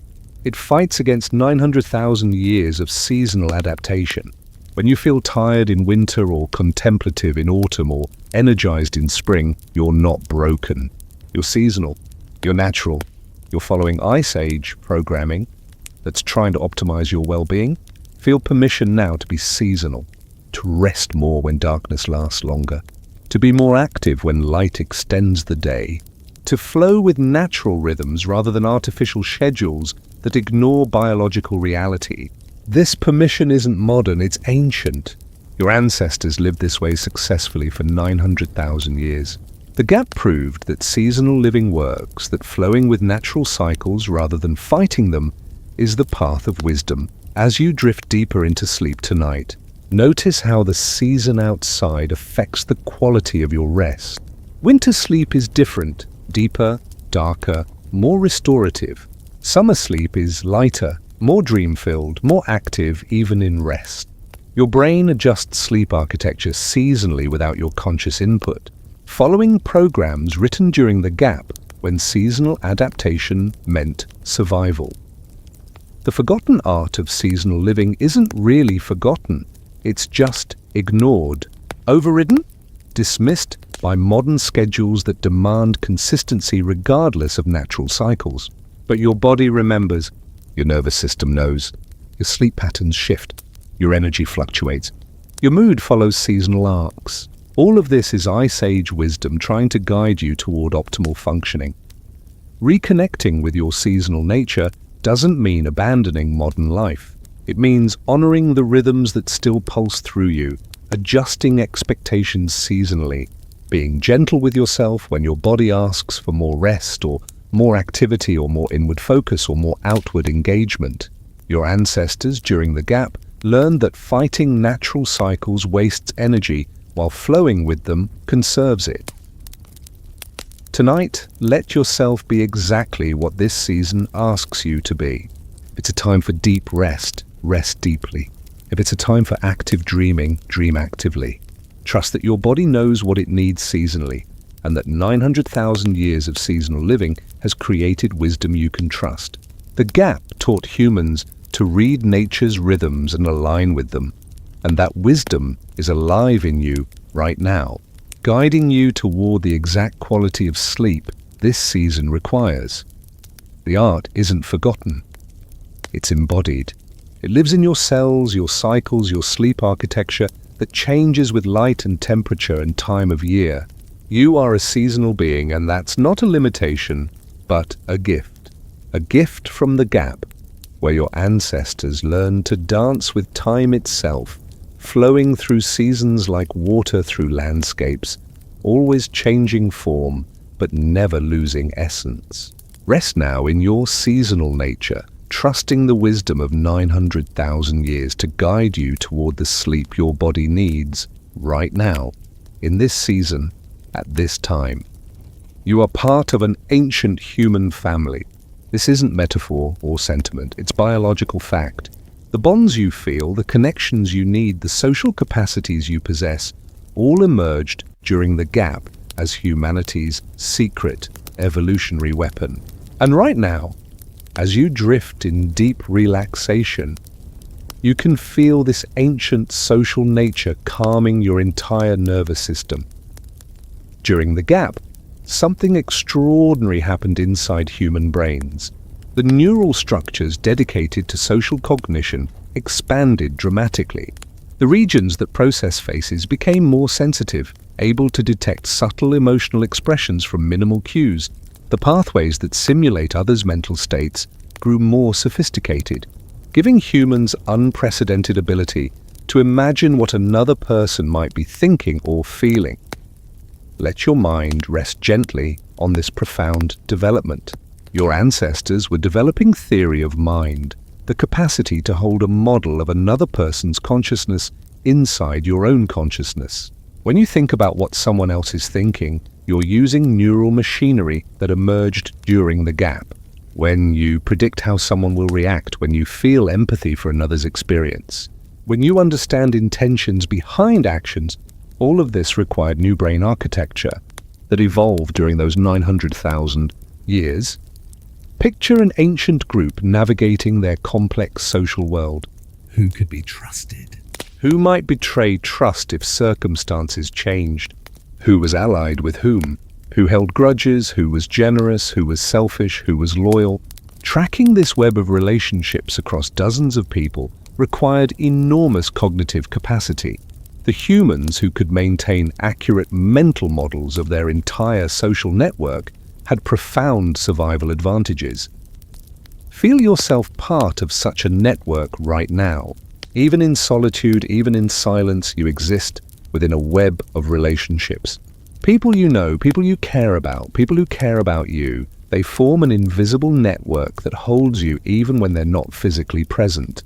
This capacity to feel connected across distance and time emerged during the gap as one of humanity's most precious adaptations. Your ancestors weren't just developing the ability to track who was who. They were learning something more subtle and powerful. They were learning to care. Genuine empathy, the ability to feel another's pain or joy as if it were your own, required new neural pathways connecting emotional processing regions with social cognition areas. During the gap, these pathways strengthened, deepened, became more sophisticated. Let yourself feel the weight and beauty of this capacity. You can be moved by another person's experience. You can feel joy at their success, even when it doesn't benefit you directly. You can feel pain at their suffering, even when you're safe. This emotional resonance isn't weakness. It's advanced evolutionary technology that allowed human groups to function with unprecedented cooperation. The gap witnessed the emergence of truly altruistic behavior, helping others at cost to yourself. not because you expect immediate return, but because you're part of a network where generosity circulates. Your ancestors learned that the person you help today might help you or your children tomorrow, or might help someone else who eventually helps you. This indirect reciprocity required complex social reasoning that emerged during the gap. Breathe deeply and feel yourself held by this ancient network of care. Countless ancestors helped each other, shared with each other, protected each other. Their genes survived because of these bonds, and those genes are your genes. Your capacity for empathy, your need for connection, your willingness to help others, these aren't cultural add-ons to a basically selfish nature. They're core evolutionary adaptations refined across 900,000 years. During the gap, humans also developed the capacity for moral reasoning, the ability to judge actions as right or wrong based on their social impact. This wasn't simple rule following. This was sophisticated ethical thinking that considered intentions, consequences, and context. The social brain that emerged during the gap could hold multiple perspectives simultaneously and make nuanced judgments about fairness, justice, and appropriate behavior. Your moral intuitions, the gut feelings you have about right and wrong, emerge from Ice Age social brain development. When something feels unfair, even if you can't immediately articulate why, that's your ancient social cognition processing the situation faster than conscious thought. When you instinctively trust or distrust someone based on subtle cues, that's 900,000 years of social evolution informing your judgment. Let your consciousness soften even more as you contemplate being held by this ancient social nature. You're never truly alone. You carry within you the echo of every relationship your ancestors ever had, every bond that allowed them to survive, every connection that made life worth living. The social brain that emerged during the gap made humans not just the smartest species, but the most connected, the most cooperative, the most capable of love. The complexity of human friendship evolved during the gap. Not just alliances of convenience, but genuine affection, loyalty that persisted through hardship, bonds that enriched life beyond mere survival value. Your ancestors discovered that strong social connections didn't just improve survival odds, they made survival feel meaningful, worthwhile, joyful. Feel the truth of this in your own life. Your deepest satisfactions probably involve connection, being understood by someone, sharing experience with others, feeling part of something larger than yourself, caring for someone and being cared for in return. These aren't distractions from life's real purpose. These are the purpose, the core human needs that emerged during the gap when social connection became humanity's primary survival strategy. your need for social connection before sleep, your comfort in sharing space with loved ones, your ability to feel safe enough to be vulnerable. All of this emerged during the gap as humans learned to sleep in groups, to trust each other with their unconscious vulnerability, to create social safety that allowed deep rest. The social brain that keeps you connected during the day also allows you to rest at night, knowing you're part of a network that continues even while you sleep. Tonight, as you drift deeper, feel yourself connected to everyone who ever cared for someone else, everyone who ever helped without counting cost, everyone who ever felt another's pain and responded with compassion. This isn't sentimentality, this is evolutionary reality.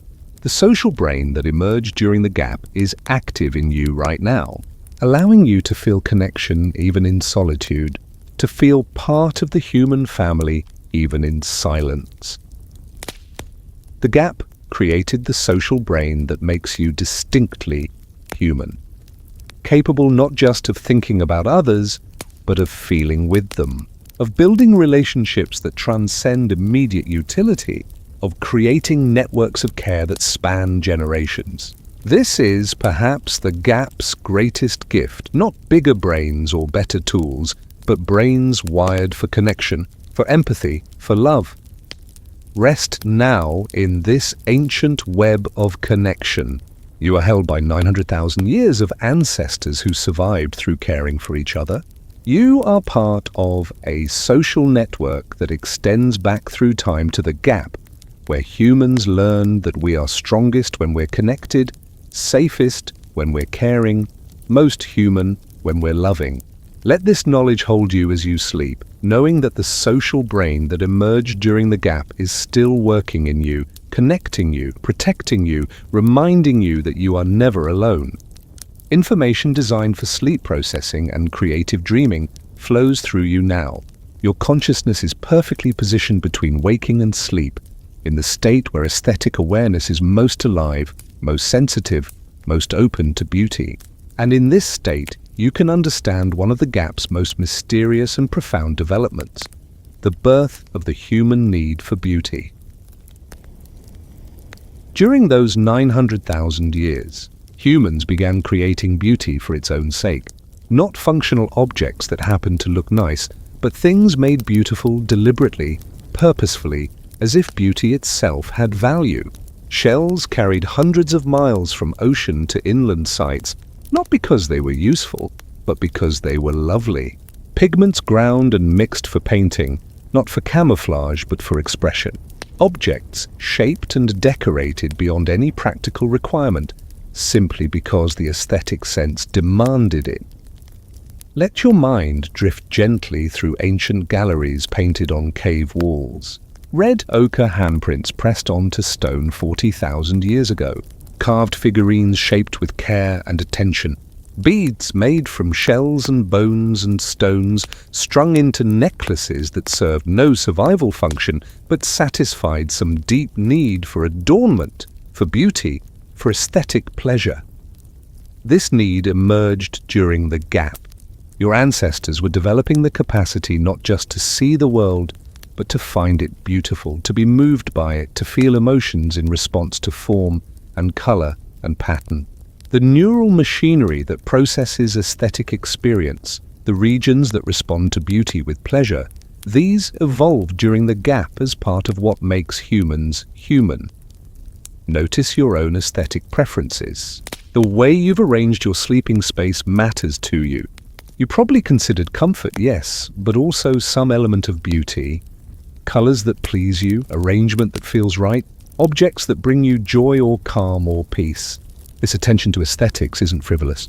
It's deeply human, a need that emerged during the gap, when humans discovered that beauty nourishes something in the psyche that practical function alone cannot feed. Your ancestors during the gap were spending time and energy creating beautiful things in conditions where survival was never guaranteed. Why? Because beauty served a function that fossils can't capture. It fed the soul. It created meaning. It transformed mere existence into something worth celebrating. The people who saw beauty in the world and created it for others, enriched their Communities in ways that strengthen bonds and made life more than just survival feel. yourself responding to beauty right now in this moment. Perhaps there's something in your environment that pleases your eye, or perhaps you're creating beauty in your mind, imagining colors, scenes, arrangements that satisfy your aesthetic sense. This capacity to generate and appreciate beauty is Ice Age technology refined during the gap, still active in your modern brain. The emergence of art during the gap wasn't separate from practical evolution. It was central to it. The human brain that could appreciate beauty was a brain that could see patterns, that could imagine possibilities, that could manipulate symbols. Art and language evolved together, both emerging from the capacity for symbolic thought that flowered during the gap. When your ancestors painted an animal on a cave wall, they weren't just recording what they'd seen. They were manipulating symbols, creating representations, thinking abstractly. Let this understanding settle softly into your relaxed consciousness. You need beauty. Not just want it, but need it. Your brain requires aesthetic experience the way it requires sleep and food and connection. When you seek out beautiful music or peaceful scenes or pleasing arrangements, you're not being shallow. You're honoring a deep evolutionary need that emerged during the gap.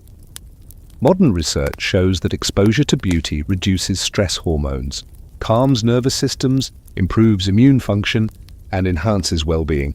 Your Ice Age ancestors didn't know the neuroscience, but they knew the truth. Beauty heals.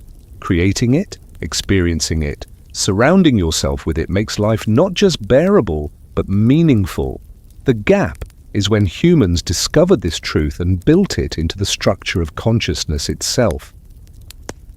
Tonight, as you prepare for sleep, you might have dimmed harsh lights and created softer ambience. This isn't just practical, it's aesthetic. You're creating beauty in your environment because your ancient brain knows that beauty facilitates the transition to sleep.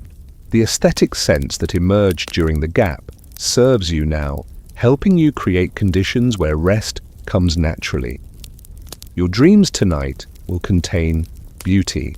Your sleeping brain will generate images and scenarios that satisfy your aesthetic sense, colors that please you, arrangements that feel harmonious, scenes that move you.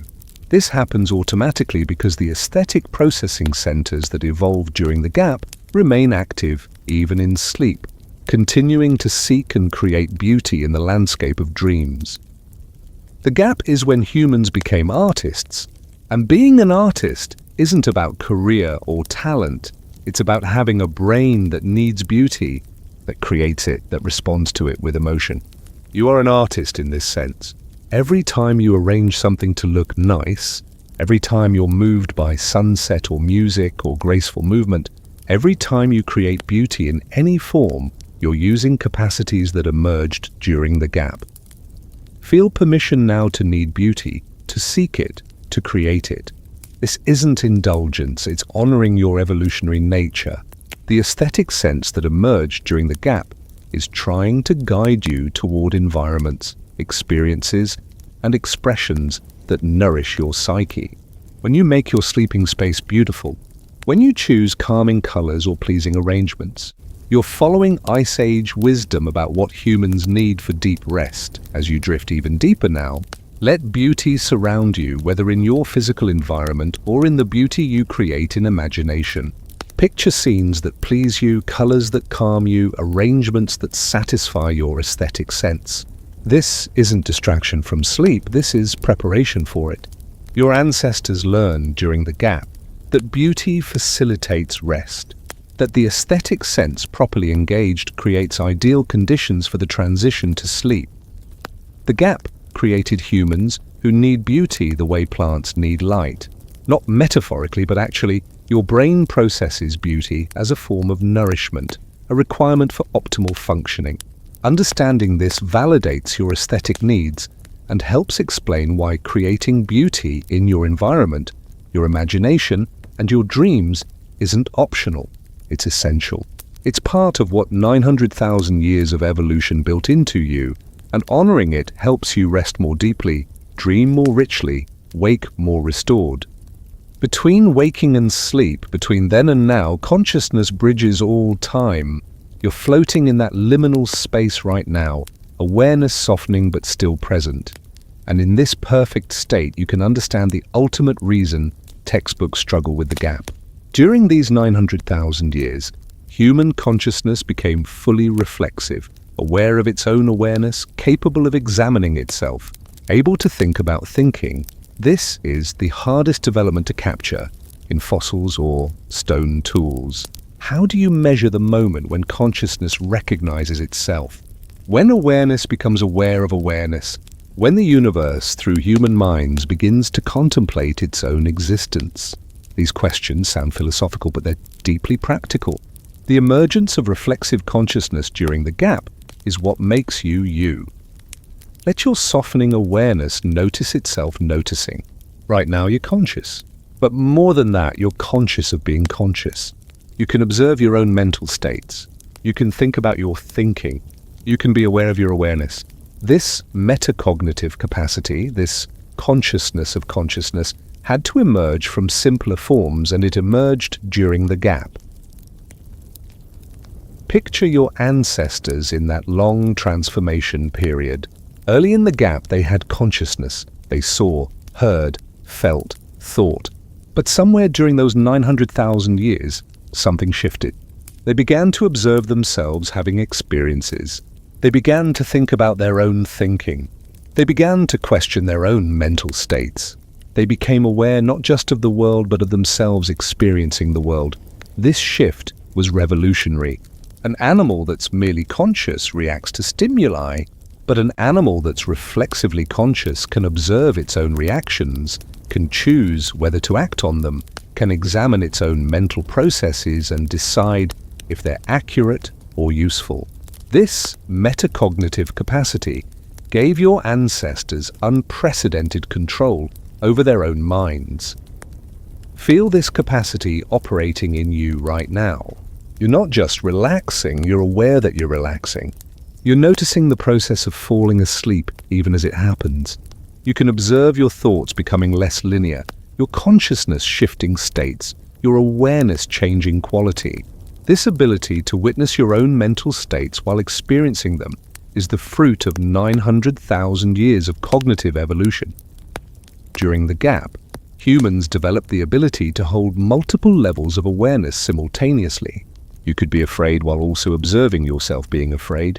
You could be angry while also examining whether that anger was justified. You could have a thought while also questioning whether that thought was accurate. This layering of awareness, this recursive consciousness, required new neural architecture that emerged during the gap. The textbooks struggle because reflexive consciousness doesn't leave physical evidence. You can't dig it up or date it precisely, but you can feel it operating in yourself right now. The voice in your head that comments on your experience, that's reflexive consciousness. The ability to catch yourself thinking something and question it, that's metacognition. The capacity to observe your own mental states with some objectivity, that's the gap's ultimate gift. Let your awareness rest gently on this remarkable fact. You are the universe aware of itself. The atoms that make up your body were forged in ancient stars. Those atoms organized into cells, cells into organs, organs into a nervous system complex enough to generate consciousness. And then during the gap, that consciousness became aware of itself. You are matter contemplating matter, energy examining energy, existence aware of existence. Your ancestors during the gap were developing this capacity not as philosophical exercise, but as survival tool. Being able to observe your own mental states meant you could regulate them. Feeling fear but recognizing it as potentially excessive allowed you to act despite fear when necessary. Feeling anger but examining whether it was justified allowed you to maintain social bonds instead of acting destructively. Reflexive consciousness gave humans unprecedented emotional regulation. Notice how you can do this right now. If you're thinking about something stressful, you can observe that thought, recognize it's just a thought, and choose not to follow it. If you're feeling tension, you can notice it, examine it, and consciously release it. This ability to observe and regulate your own mental and Emotional states is what the gap gave you the capacity to have some sovereignty over your own consciousness. The gap is when humans became philosophers by nature. Not academics studying philosophy formally, but beings who naturally question their own experience, examine their own thoughts, seek meaning in their existence. When you wonder about the purpose of your life or the nature of reality or the meaning of your experiences, you're exercising reflexive consciousness that emerged during the gap. Feel this capacity settling deeper as you drift towards sleep. Even now, part of you is observing the process of falling asleep.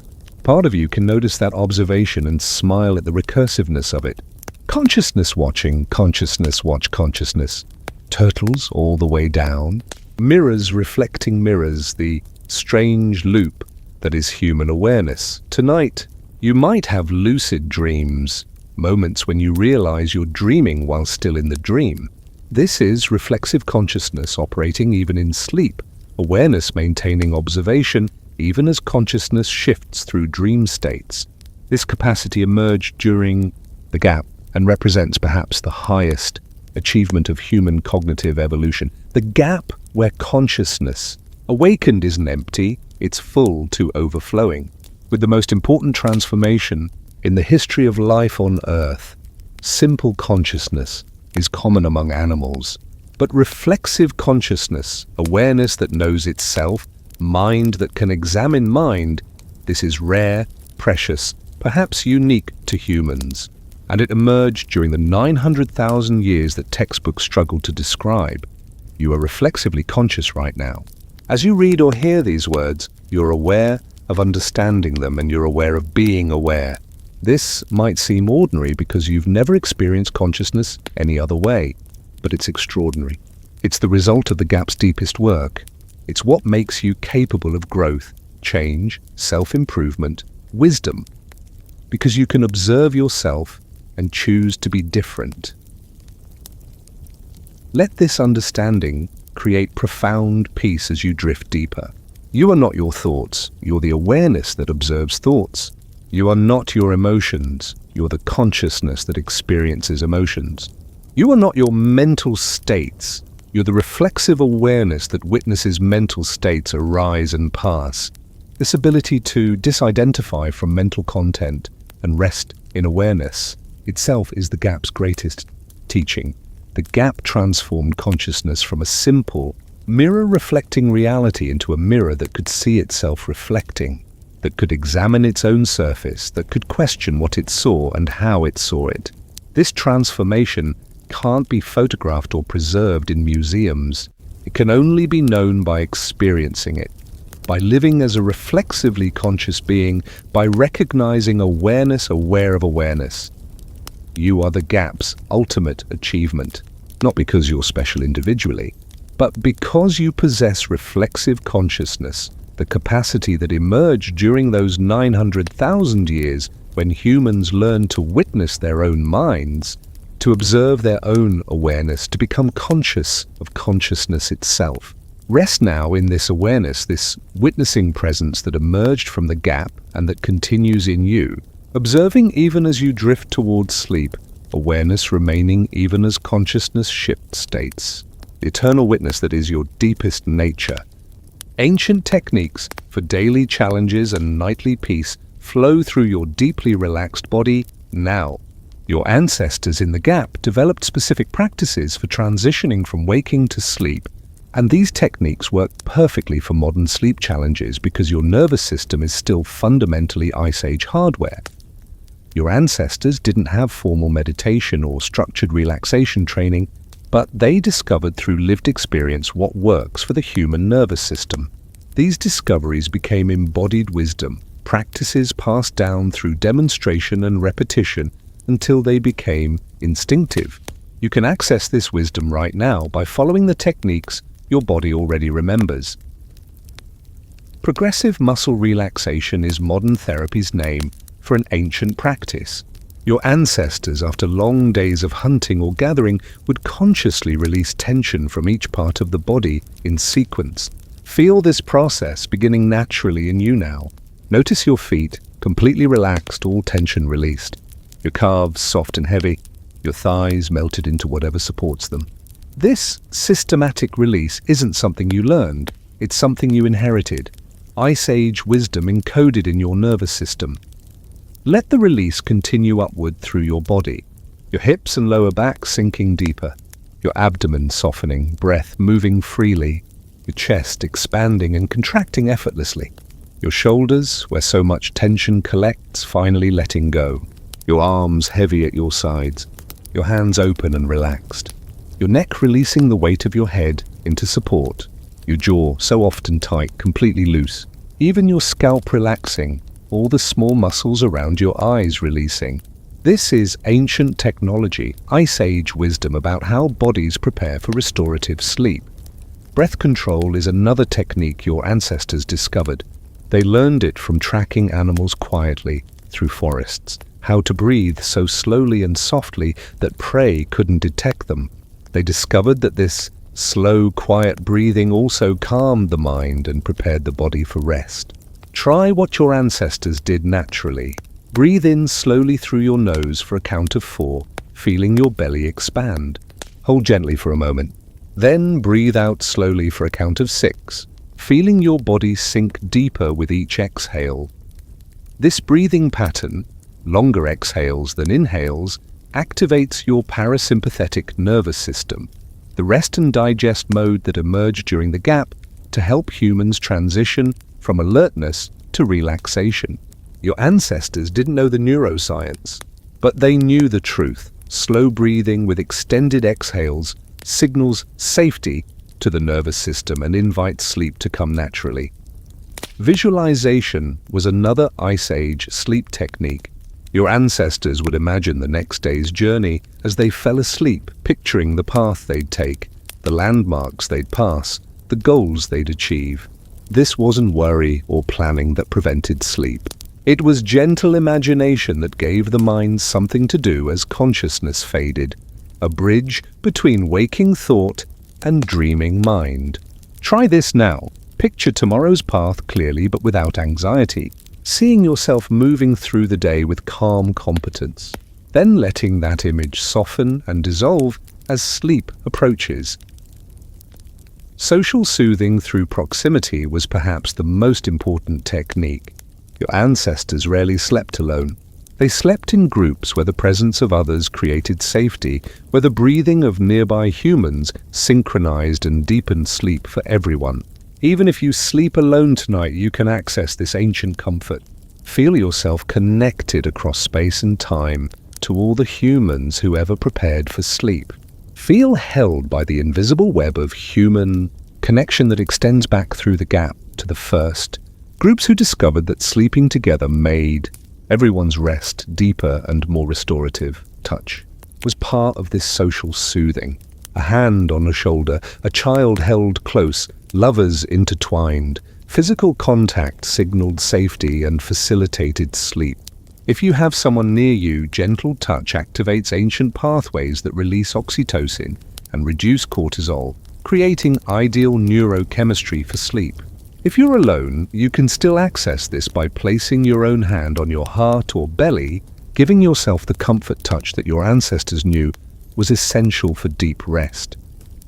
These techniques aren't modern inventions, they're rediscoveries of Ice Age wisdom. Progressive relaxation, breath control, visualization, connection, touch. Your ancestors developed all of these during the gap, refined them through countless generations, and encoded them in your nervous system. You don't have to learn these techniques because you already know them. You just have to remember to allow your body to do what it's evolved to do.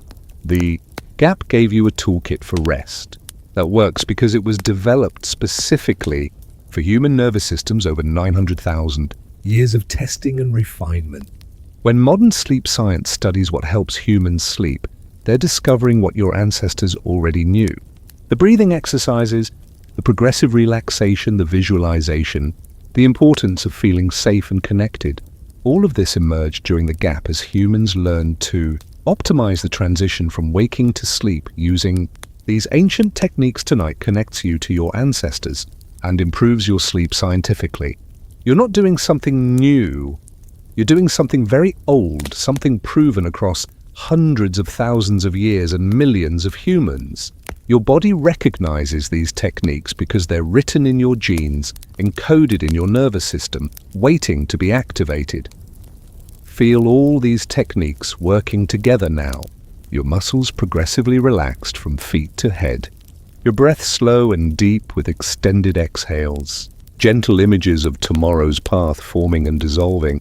Connection to the ancient human family holding you.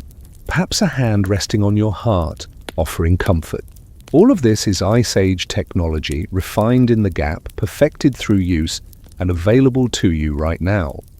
Your ancestors, sleeping 500,000 years ago, used these exact techniques.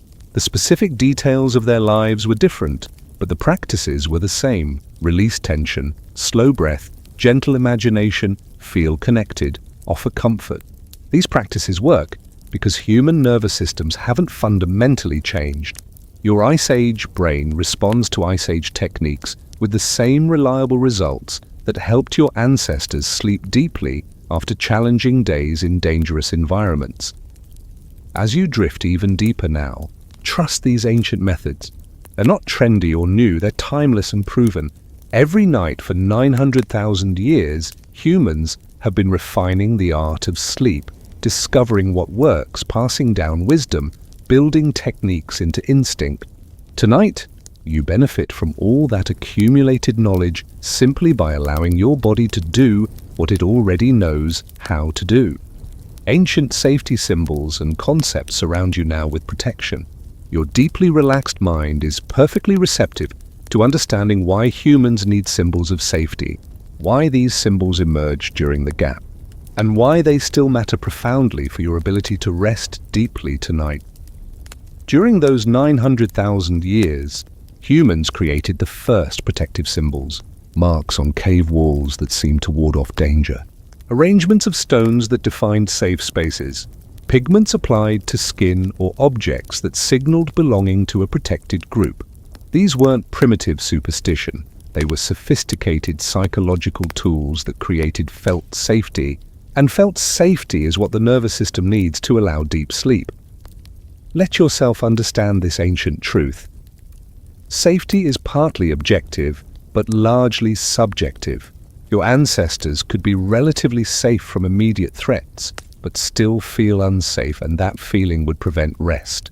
Or they could face real dangers but feel protected by the group and symbols of protection, and that feeling would allow them to sleep. The gap is when humans discovered that psychological safety is as important as physical safety for rest and restoration. Picture ancient hands pressing ochre onto cave walls, creating images and patterns that declared, "This is our space. We are protected here. We can rest safely." These weren't decorations, they were declarations. They transformed anonymous caves into homes, raw spaces into sanctuaries. Your ancestors learned during the gap that creating symbolic safety was as important as creating physical safety. You still use protective symbols, though you might not recognize them as such. The lock on your door is partly practical but largely symbolic. It creates a psychological boundary between inside and outside, between safe space and uncertain world. A nightlight isn't just for seeing, it's a symbol that transforms darkness from threat to comfort. Familiar objects near your bed aren't just decorative, they're totems that signal, "This is my space, I am safe here, I can let go completely." Notice what creates felt safety in your sleeping space. Maybe it's certain colors that calm you. Maybe it's photos of loved ones reminding you that you're connected and protected. Maybe it's objects with personal meaning that anchor you in your identity and history. Maybe it's simply cleanliness and order that signal control and safety. Whatever creates safety for you isn't arbitrary. It's your Ice Age brain requiring the same symbolic protections that helped your ancestors sleep deeply in dangerous environments. The gap developed psychological safety mechanisms that your brain still requires. Your rational mind might know that you're objectively safe, but your Ice Age brain needs symbols to confirm it. This isn't weakness or immaturity. This is how human nervous systems work. We evolved to respond to symbolic safety cues, and providing these cues for yourself is wisdom, not superstition. Your ancestors, during the gap, created rituals around sleep that served as protection symbols, checking the perimeter before rest, arranging the sleeping space in specific ways, saying certain words or making certain gestures that signaled the transition from waking vigilance to sleeping trust. You still do versions of these rituals, checking locks, arranging pillows, perhaps saying prayers or affirmations. These aren't meaningless habits. They're ancient protective practices that signal to your nervous system that it's safe to let go. Feel yourself surrounded by protection right now. Whether you're in a modern dwelling or imagining ancient shelter, you're in protected space. The walls, literal or symbolic, create boundary between you and uncertainty. The rituals you've performed tonight, whatever they were, have activated ancient safety pathways in your brain.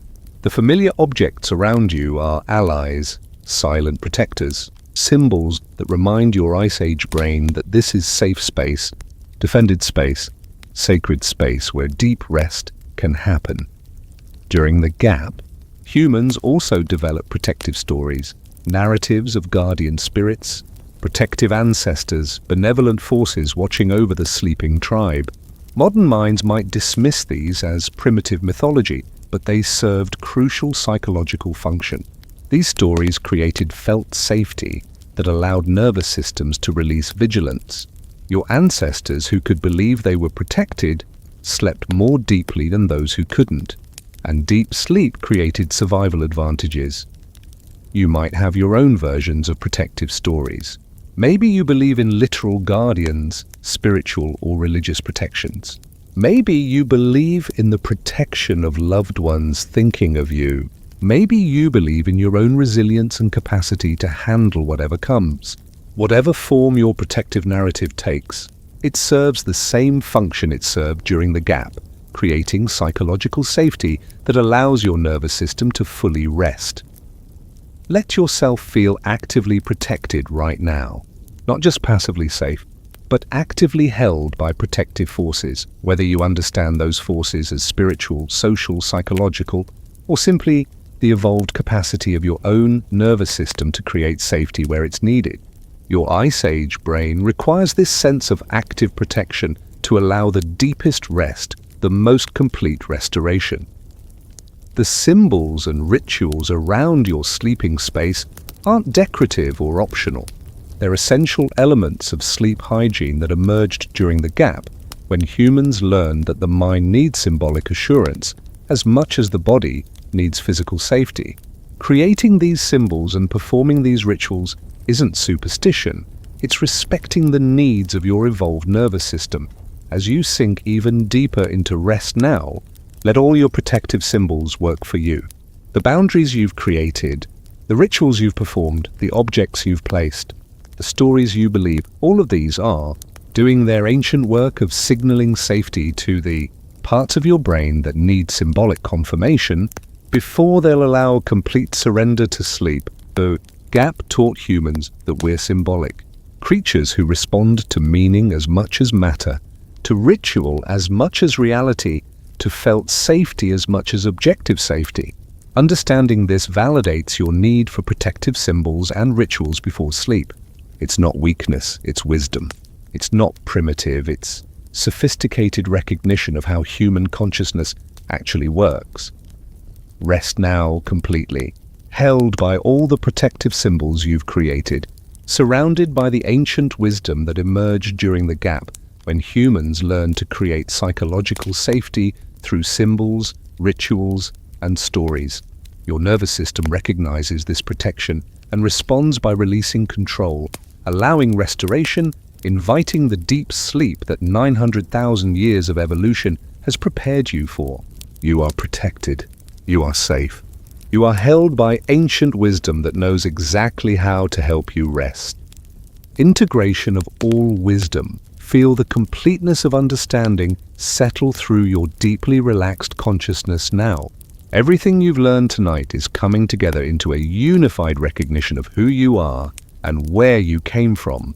The gap isn't just history, it's present in you, active in every capacity you possess, especially your ability to find peace in sleep. Every trait that makes you distinctly human emerged or was refined during those 900,000 years. Language that allows you to understand these words and think in complex symbols emerged during the gap. Abstract thought that lets you imagine scenarios that haven't happened, refined during the gap. Empathy that allows you to feel another's experience, developed during the gap. Creativity that enables you to generate new ideas and solutions, flowered during the gap. Let your softening consciousness rest on this profound truth. You are the culmination of the gap's transformation. Every breath you take uses a respiratory system that adapted to Ice Age climates. Every thought you think uses neural architecture that evolved during those 900,000 years. Every dream you'll have tonight uses the narrative consciousness that emerged during the gap. Every emotional regulation you perform uses capacities refined by countless generations facing impossible challenges. Your moral reasoning, your sense of right and wrong, fair and unfair, just and unjust, emerged during the gap as humans learned to navigate increasingly complex social worlds. Your capacity for hope, your ability to imagine better futures, even when the present is difficult, this developed during the gap when your ancestors survived by believing that change was possible, that improvement could come, that tomorrow might be better than today. Feel gratitude settling through you like warm honey. You didn't earn these capacities through personal effort. You inherited them from 900,000 years of ancestors who survived challenges you can barely imagine. Every time you think creatively, feel empathy, speak meaningfully, plan hopefully, or rest peacefully, you're using gifts from the gap. Capacities purchased through the struggles and adaptations of countless humans who came before you. The story, consciousness that allows you to find meaning in your life that emerged during the gap. The reflexive awareness that lets you observe your own mind, refined during the gap. The aesthetic sense that responds to beauty, developed during the gap. The social intelligence that navigates relationships, perfected during the gap. The seasonal attunement that connects you to natural rhythms, encoded during the gap. Tonight, as you rest, you're not just an individual seeking sleep. You're the living result of 900,000 years of transformation. You are what the gap produced. You are the answer to the question textbooks can't quite formulate. You are evolution's experiment in consciousness succeeding, continuing expressing itself through your life. Your thoughts, your experiences, your capacity for rest and restoration. Let this recognition create deep satisfaction. You're not lacking anything fundamental. You're not broken or deficient. You're the successful result of the longest and most profound transformation in human history. Every challenge you face with capacities refined across hundreds of thousands of years. Every night you sleep, you use systems perfected through countless generations. Every morning you wake, you demonstrate the success of the gap's great work. The gap isn't missing from your life, it's present in everything you are. Your hands that can create complex tools and gentle touches shaped during the gap. Your voice that can convey subtle emotion and complex meaning refined during the gap. Your eyes that can read others' faces and appreciate beauty enhanced during the gap. Your brain that can imagine, plan, empathize, and create transformed during the gap. Consider this remarkable fact. You are more different from humans of 1 million years ago than they were from humans of 2 million years ago. The gap accelerated human evolution, compressed enormous transformation into a relatively brief period. You are the product of rapid, intensive, profound change. You are not the end point of evolution. You are its current expression, still changing, still adapting, still becoming. But tonight, you don't need to become anything other than what you are.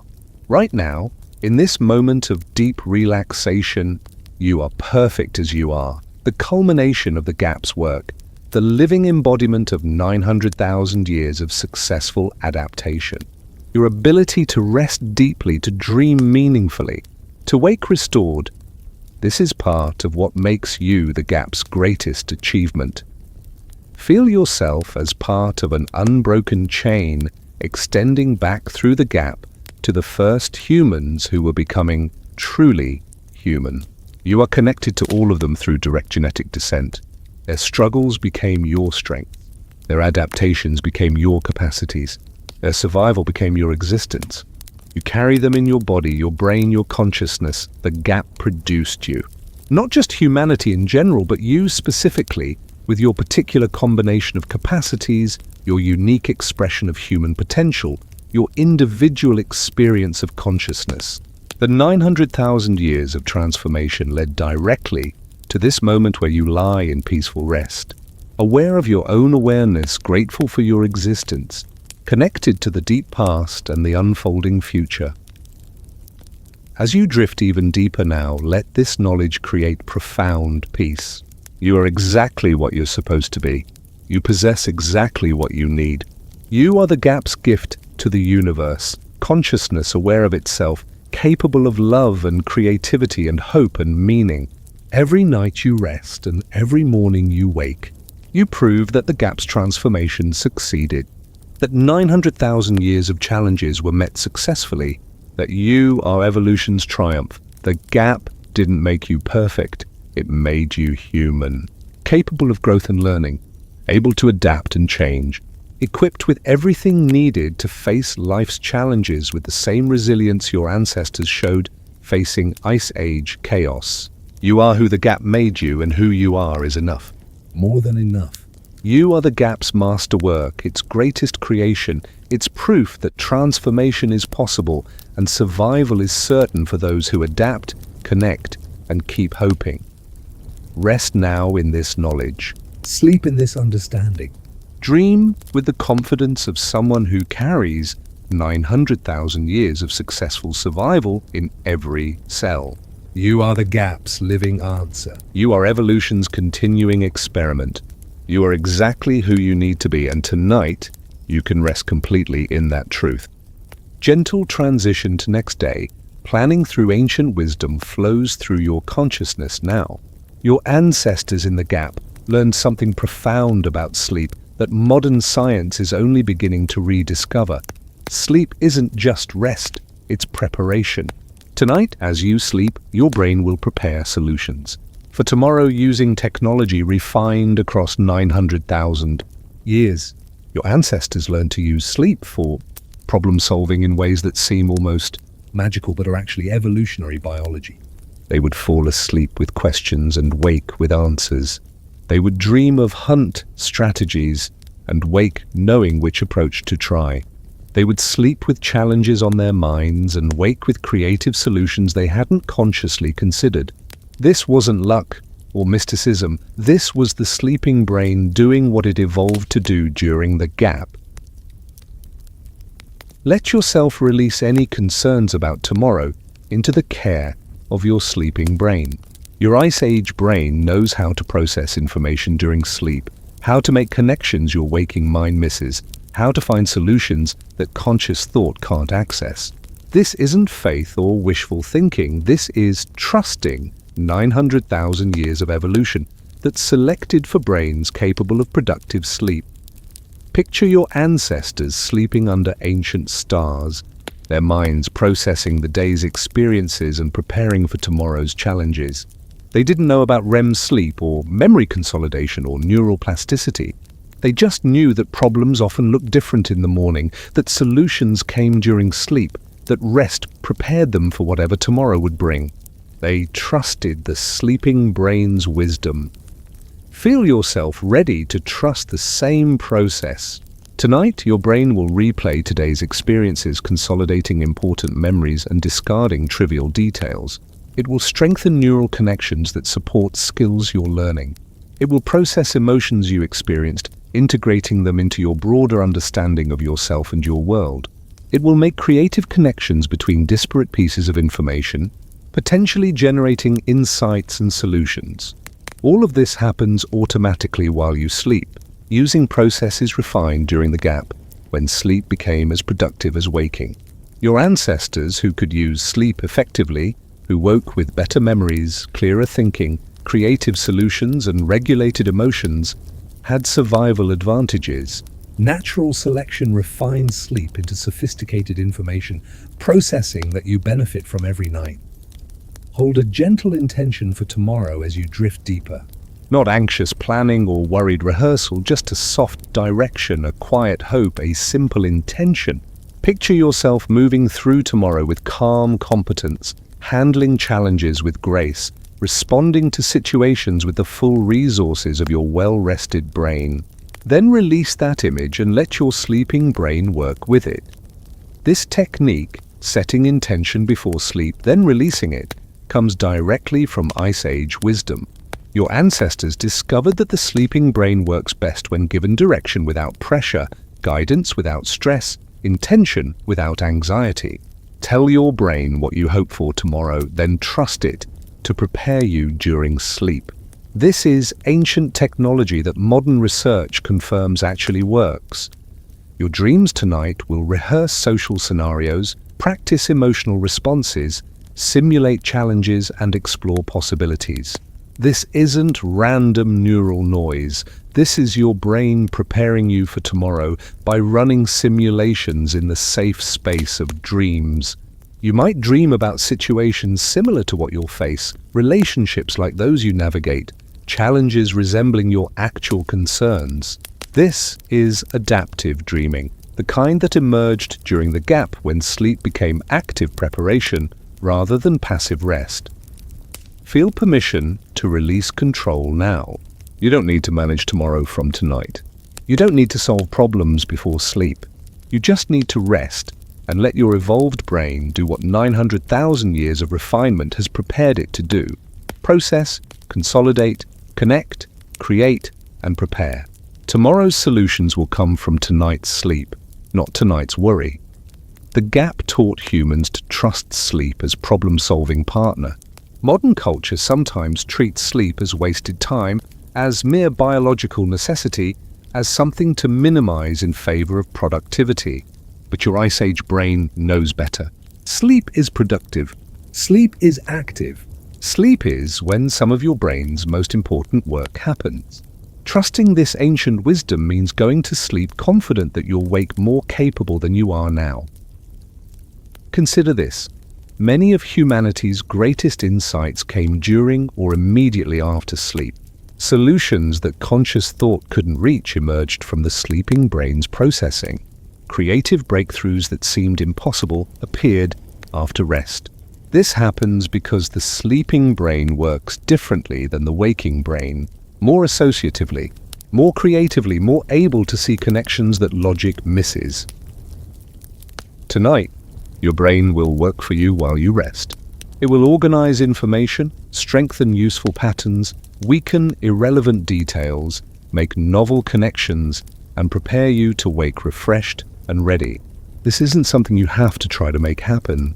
This is what brains do during sleep when you trust them and allow them to work without interference. As you sink into the deepest rest now, feel confident about tomorrow.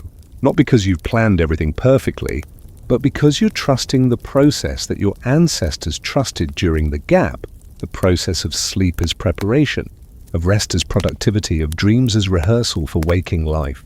Your brain knows how to prepare you. It's been practicing for 900,000 years. Let go completely now. Let sleep do its ancient work. The gap taught humans that rest prepares us for action, that sleep strengthens us for waking, that dreams train us for reality. Trust this wisdom tonight. Release your concerns into the care of your sleeping brain.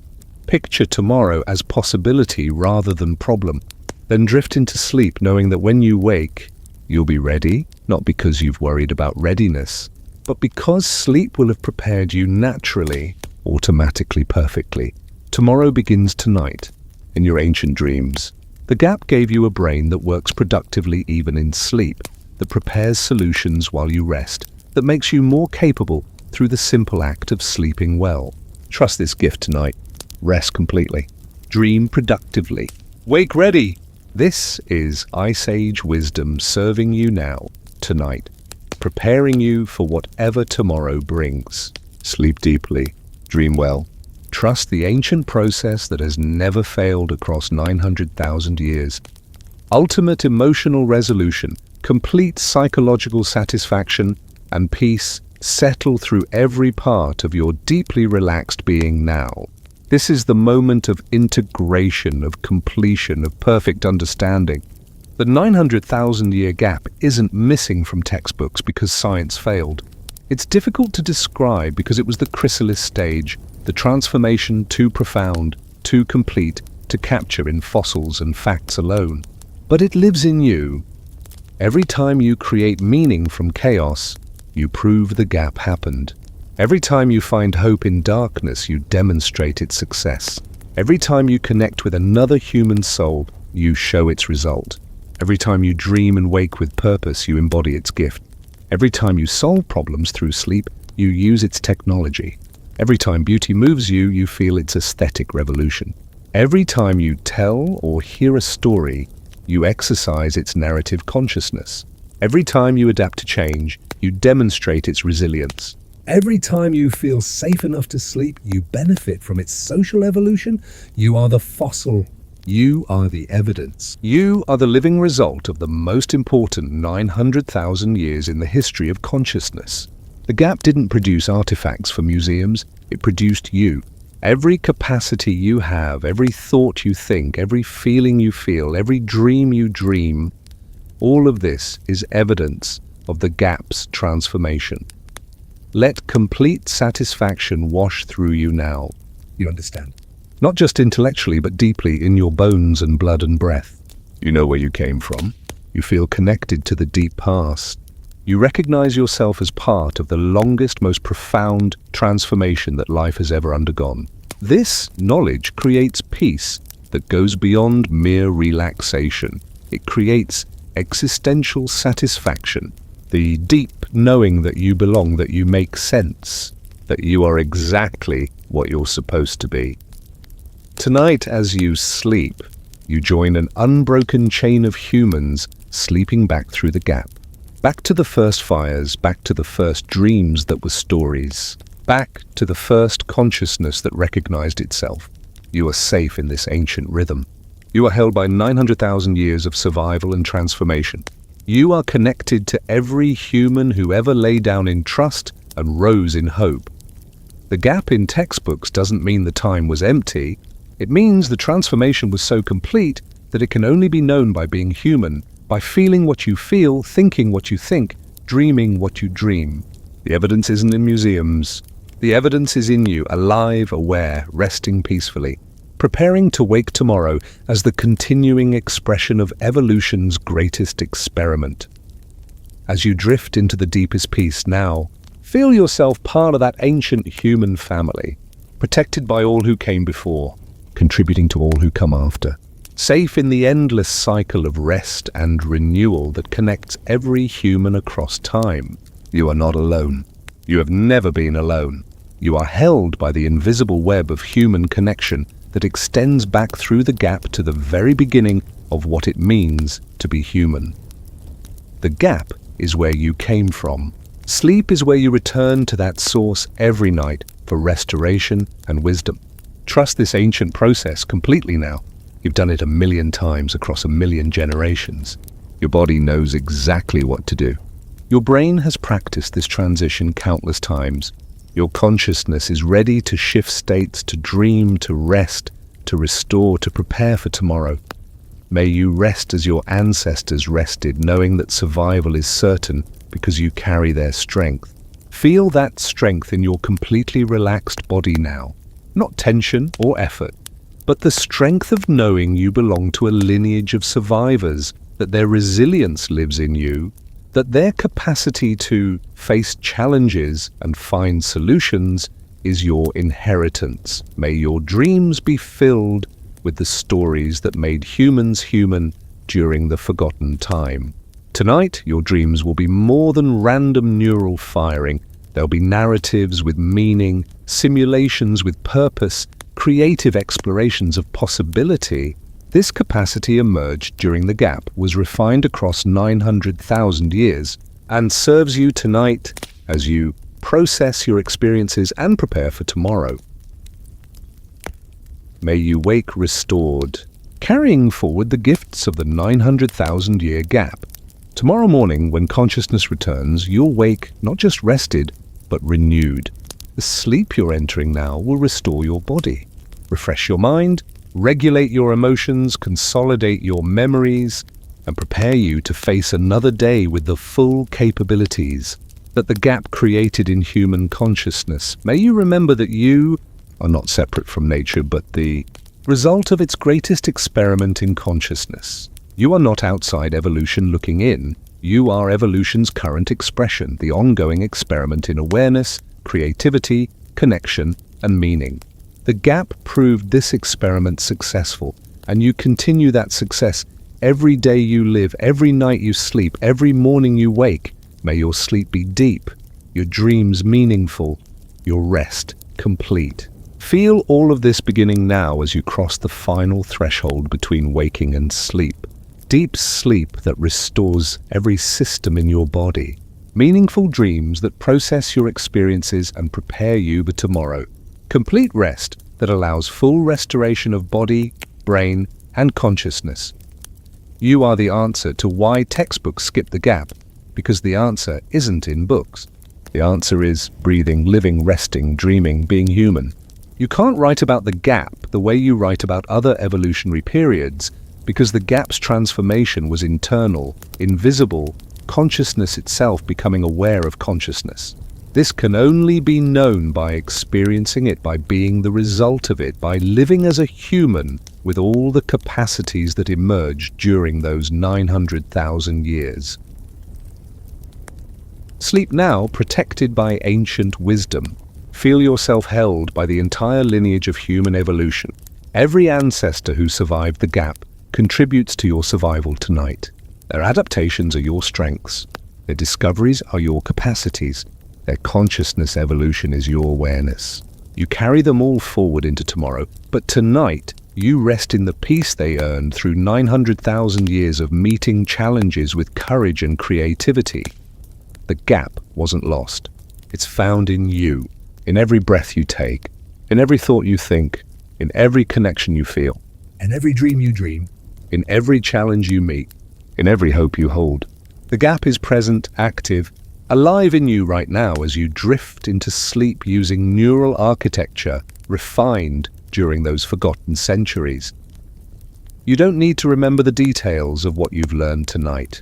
The understanding will work in your sleep, in your dreams, in your body's ancient wisdom. Let go of trying to hold on to information. Let it all sink into deeper levels of consciousness where it can integrate naturally, where it can become part of you rather than something you know about. Sleep, safe, complete, home. These 4 words carry everything. Sleep, the process your body knows perfectly. Safe, the feeling your nervous system requires to rest deeply. Complete, the satisfaction of full understanding. Home, the recognition that you belong, that you're connected, that you're exactly where you need to be. The gap holds you. All of it, the fire consciousness development, the brain reorganization, the story mind emergence, the social evolution, the aesthetic awakening, the reflexive awareness. All 900,000 years of transformation hold you right now as you sleep. You are their purpose, their result, their continuation. Let everything go now, every thought. Every concern, every question, every effort. Just let it all release into the ancient current that carries all humans from waking to sleep, from consciousness to dreams, from effort to rest. This current is 900,000 years old. It knows exactly where it's going. It knows exactly how to carry you. The 900,000 years of transformation have brought you to this perfect moment of rest. Every challenge your ancestors faced, they faced it so you could be here now. Every adaptation they made it so you could rest peacefully tonight. Every generation that survived, they survived so you could inherit this capacity for for deep, restorative, meaningful sleep. Sleep now. The gap completed its work. You are its masterpiece, and tonight you rest in the perfect peace that comes from knowing who you are, where you came from, and how deeply you're connected to the entire human family across time. The forgotten 900,000 years live in you, breathe through you, hold you as you sleep. You are exactly where you need to be. The ancient wisdom supports you. The evolutionary gift serves you. The gap blesses you. Sleep deeply. Dream richly. Rest completely. Wake tomorrow as the continuing expression of the greatest transformation in consciousness that life has ever achieved. The gap remembers you. Sleep now. Home.